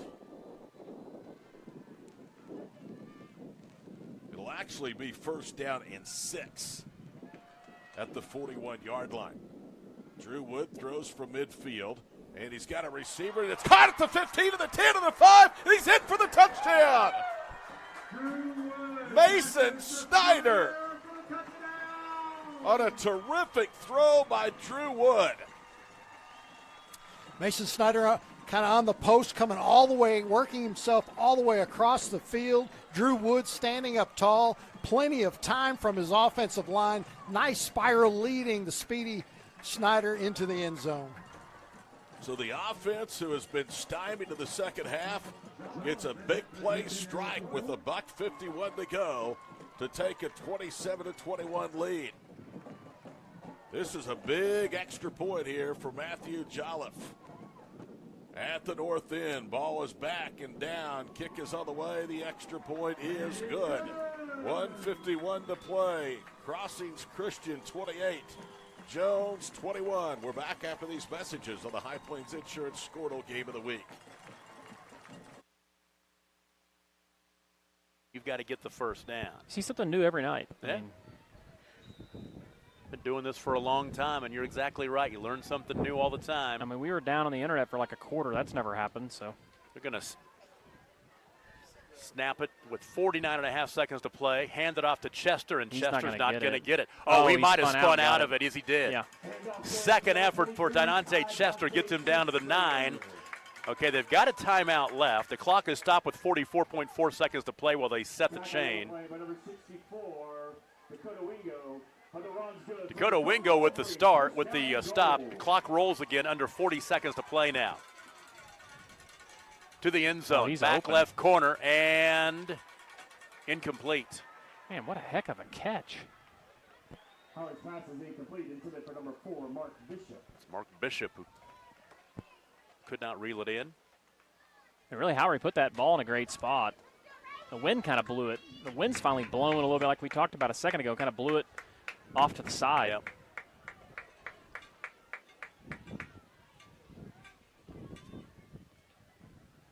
Little shovel pass right side to Chester. He'll get down to the 7. They need to go Clock quick. continues to roll. 23 seconds to play. Third down and goal for Garber. Better go quick. Final 13 seconds. Nice pass. Slant across the middle. That's caught for a touchdown. That's Mark Bishop. 7-yard touchdown pass to make it 44-36. For Bishop, that's his 6th catch of the night, 2nd touchdown. And our other game of the week, in fact, if people happen to be tuning in, Crossings Christian just took the lead on Jones with 1:41 to go, a 48-yard touchdown there pass. for Garber as they try to get back into this game very late. Let's take you back to our other game of the week in Crossings. Crossings leads this one by 7. But he stumbled down and then dropped the football. So it is 2nd down and 10. Wow, and all the time Carson May had due to his right tackle, Dallas Estrada did a great job holding the Crossings pass rush out. Oh, my. Crossings just dodged a huge bullet. If Murphy, who's sure-handed with the team-high 5 touchdowns, doesn't stumble and hit the turf and drop the ball, he's off to the races. May on 2nd down, forced for the pocket, rolling left, angles to the far sideline. It is out of bounds around the 24-yard line, so it'll bring up 3rd down and about 6.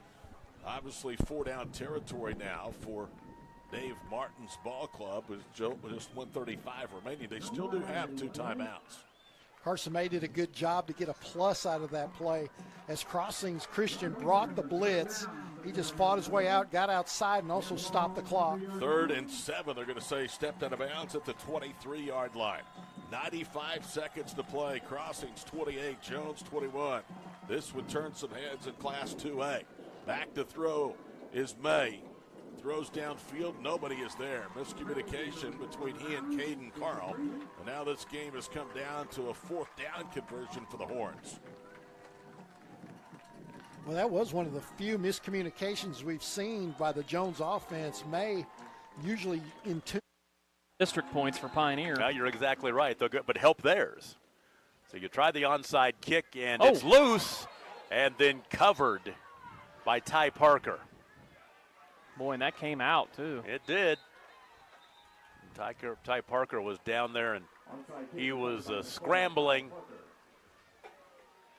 with Nate Moore. Pioneer will get a big win there in Garber. Let's take you to Watonga at Tonkawa. The Eagles trailing by 8 late in this football game. Has done on the sideline, unable to connect there.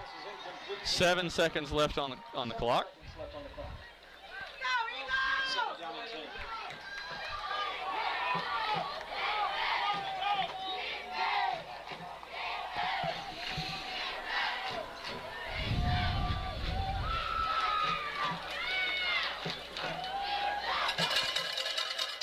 Eagles facing 2 really good football teams last game, this game. Cashin, the number 2 team in the state 2 weeks ago, and now Tonkawa coming in here 4-1, and they're a really good, well-coached football team. Very, very well matched with the Eagles. Emmett Murphy for the touchdown. Are you kidding me? On 4th and 7 from the 23, the big-time arm of Carson May connects for a big-time touchdown to Emmett Murphy. Crossings rushing as hard as they can. Carson May standing tall in the pocket, knowing all he's doing is a heave, not even looking toward the sticks, looking way downfield, straight down the middle of the field to Emmett Murphy for the TD. You could not drop that ball in Emmett Murphy's hands any better than Carson May just threw it. He hit him in stride, and then Murphy just pulled away for the 45-yard line. 77 yards on 4th down and 7. Here's the equalizing extra point, and it is blocked. It's picked up, and did he get in? He did for 2. He got in for 2.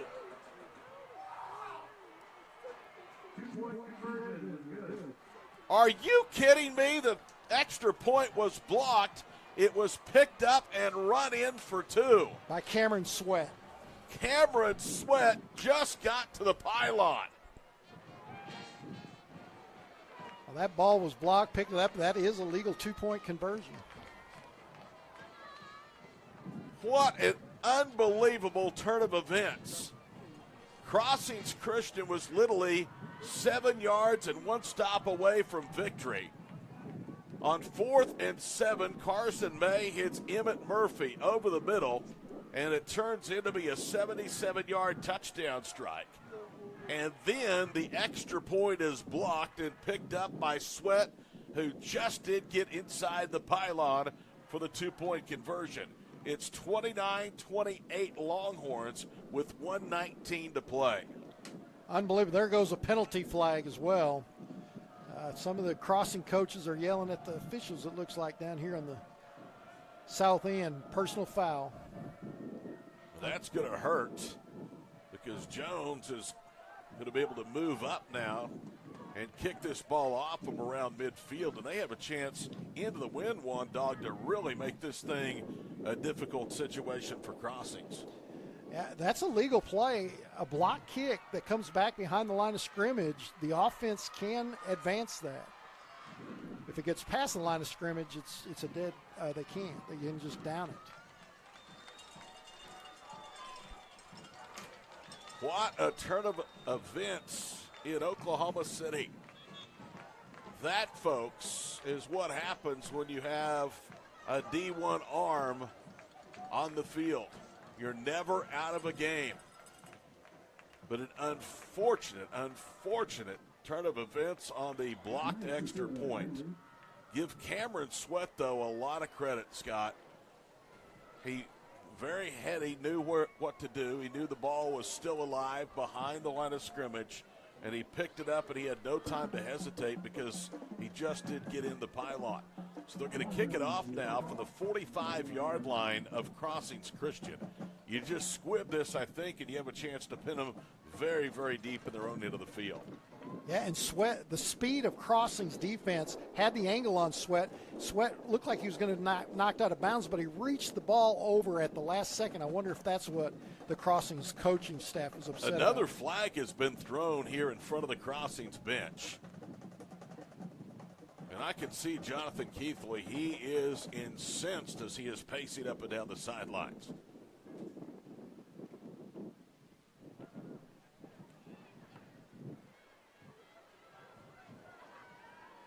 Whatever has been said down there apparently was the magic word because it's drawn a couple of flags now.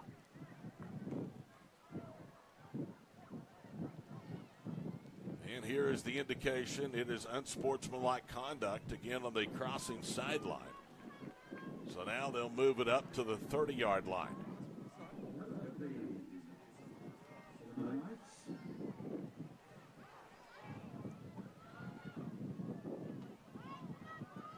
He could almost miss this kick, Scott, and really put Crossings in a bad situation.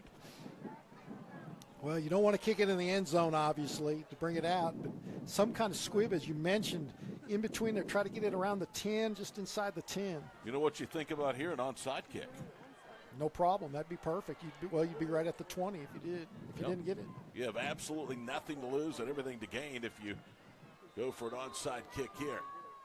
Nate Veers places the ball on the tee. It would have to go 10 yards. That's at the 20. Crossings is down to one timeout and just 79 seconds to play. So two unsportsmanlike conducts against the Knights sideline have put them in a real hole here. And Veers will hit it, and it's going to be fielded from the 10, returned up to the 13-yard line, and then he's gang tackled. And Jones right now is sniffing blood with 1:19 to play, leading by a point, 29-28. Wow, that is unbelievable. Are you kidding? Now, I've seen that in an NFL game happen before as well. Green Bay, Chicago back in 1980, kicking a field goal. The ball was blocked right back into the arms of Chester Markle, the kicker, and he ran it in for the touchdown, the winning touchdown. Line of scrimmage is at the 13-yard line. First down and 10. 79 seconds to play, one timeout. Drew Wood is going to burn that timeout right here with Jones leading 29-28. Now, I know you can ill afford mistakes. Are you surprised, though, you take that timeout right now? Well, you had 30 yards of penalties. Maybe they saw something because, Dave Martin took that timeout right before that fourth down play, had his whole offense over there by the numbers, and they knew exactly that they were going to go to Emmett Murphy for that long pass, basically a fly pattern right up the middle of the field, and a beautiful pass by May, good speed by Murphy. You get one-on-one coverage because Crossings is bringing the pressure. Okay, I had it with one timeout. Apparently, officially, they had with two because the board still shows that the Knights have a timeout. Jones is out of timeouts with 1:19 to play. 87 yards from a touchdown. Now, keep in mind, you do have the wind to your back, so a field goal becomes a lot less of a chore in this situation. It is up out of the south. They'll move the back into a pistol formation. Wood drops inside the 5. Drew Wood guns it over the middle, and it's caught at the 41-yard line. That is Mason Snyder to midfield, and Snyder is tackled inside the 45-yard line of Jones. How about the last two throws from Drew Wood? Great pass, standing tall. Carson May on the other side for the go-ahead touchdown as well. 42 yards on the catch to the 45-yard line of Jones. Clock now begins to roll with 1:05 to play.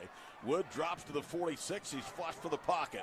Drew on the run, throws across the way, and it's out of bounds. And that will very wisely stop the clock. You don't need any mistakes here with 57 seconds to play. Very smart play by Drew Wood. Nowhere to go. Jones in the prevent defense this time. 4 defensive backs 20 yards back. On that last play to Mason Snyder, they weren't that far back. The farthest guy was only like 11 yards off the line of scrimmage. Snyder gets loose on the post. I know it's been a long time, partner, since you've been at a press box in a high school game. This is fun, Ed. Oh, yeah, this is a great game. Second down and 10 at the 45-yard line, 29-28 Jones. 57 seconds to play. 3-by-1 formation with Drew Wood in the gun. Wood drops back to the 43-yard line. Now he's going to throw into coverage. It's tipped and almost intercepted. It was deflected that time by Caden Carl, and that was a very poor decision on Drew Wood's part. Yeah, you could hear up in the press box the scorekeepers, no, in between 4 Jones defenders. Jones gets a hand on it. That ball goes up in the air, but luckily Wood had enough mustard on it that ball kept traveling toward the end zone away from the defenders. I'm not certain of Jolliffe's length in terms of field goals. I think you've got to get at least 25 more yards to give him a shot, and that would be at the 20.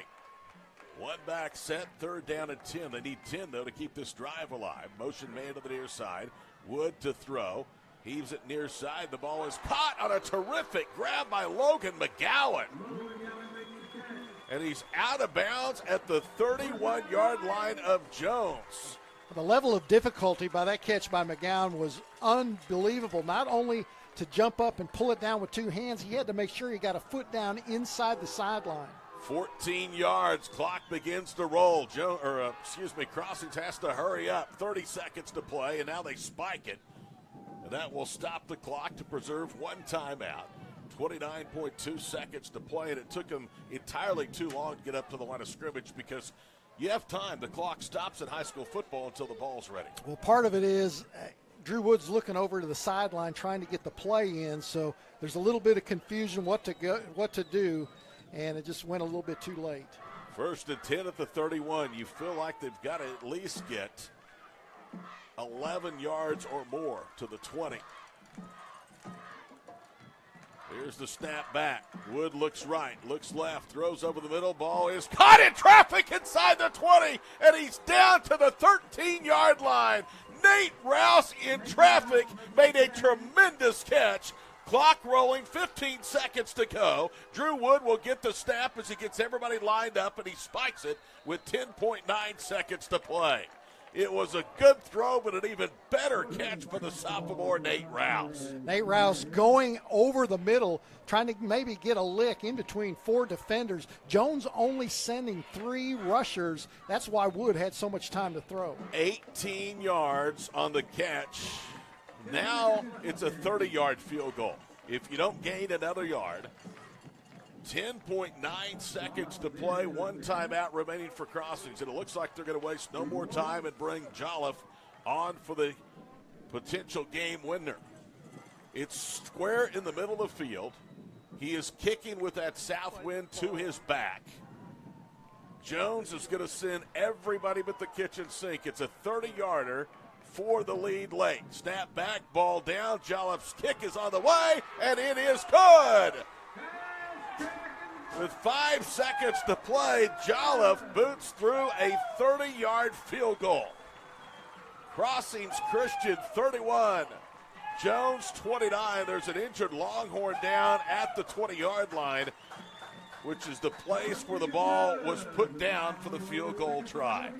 This has been one incredible game. What a kick. Matthew Jolliffe, a lot of pressure. Everybody's coming. But you know what, Todd? At the beginning, what did Crossings want to do? They took the wind, and I think that made that kick so much easier tonight. 2 huge plays. One on 3rd and 10 for their own 45. Down to the 31. And then on 1st and 10 for the 31, an 18-yard catch in traffic by Nathan Rouse. There's an injured Longhorn, so we're going to step away. 5 seconds to play. Crossings Christian has retaken the lead. Knights lead Jones 31-29 on Skordle.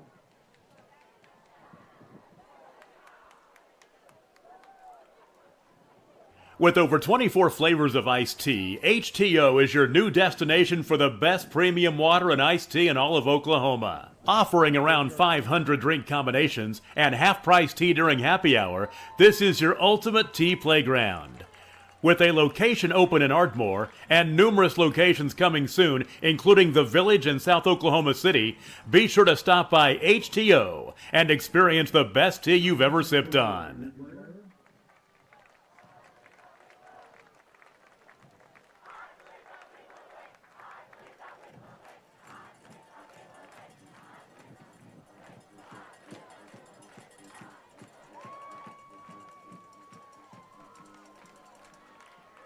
Nice hand for Foster Moore, the 5'11", 175-pound junior, as he was and is being helped off to the Longhorn sideline. An unbelievable finish. Crossings Christian started that drive at their own 13-yard line after back-to-back 15-yard penalties were assessed on the Crossings sideline. 6 plays, they went 72 yards, and Jolliffe, with the wind to his back, had plenty of leg, and Jones was coming after him, and Jolliffe booted it through from 30 yards. This after Jones, on their last drive, faced 4th and 7 at their own 23-yard line. Carson May, the All-State quarterback, hit Murphy over the middle for 77 yards. The extra point was blocked. Sweat picked it up, ran it in, and Jones had a 29-28 lead before the Jolliffe field goal. Wow. Crossings just used their last timeout, so neither team has a timeout remaining. As Jolliffe, you can bet, is going to squib this one, places it on the tee at the 40 with 5.4 seconds to play. Crossings looking to win their 4th game in another tight battle. And here it is. He squibs it up the middle, takes a big hop, is returned from the 20 to the 25. Now they're going to play keep away. And the clock has officially expired. And Jones is going backwards, and they're finally going to come up with the ball in the end zone for a touchdown. Walraven. Justin Walraven. Why not end that game that way? Jones trying to throw a series of laterals, trying to get somebody open. They went backwards and backwards and backwards. Then finally, the ball came free, went into the end zone. Walraven was able to fall on it, and that's the way the game ends, 39-27. Now, let me tell you something about that, Scott. It's not just window dressing in district play. That's 6 more points and a chance for 7 more points in district play should there be any tiebreakers in 2A District 2.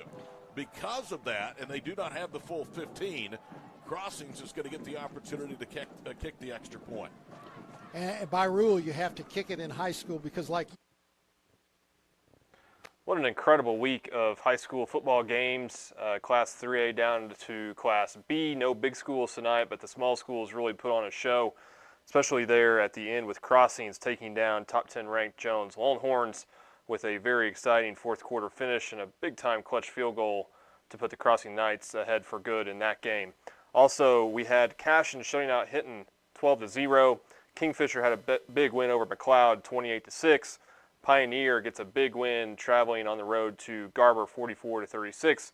The Washington Warriors, ranked number 3 by most publications there in Class 2A, gets a win 13-10 over By Job and CCS. And then Laverne and Balco put on a great show, both undefeated teams, but Laverne gets the victory 36-28. And then Watonga gets a big district win. Tonkawa gets a big district win over Watonga 26-18. That'll do it for us tonight on Week 6 Skordle Pay Dirt Show. Be sure to tune in to the post-game show, Oklahoma Game Sports, with Grant Merrill and Randy Heights. We will see you next week. I believe Pay Dirt is going to be on Thursday night next week since we have fall break at most schools in Oklahoma. Thank you again to the Skordle sponsors and Orthodontics exclusively here in Norman for allowing us to use their studios every week for Skordle Pay Dirt. Everybody have a good weekend.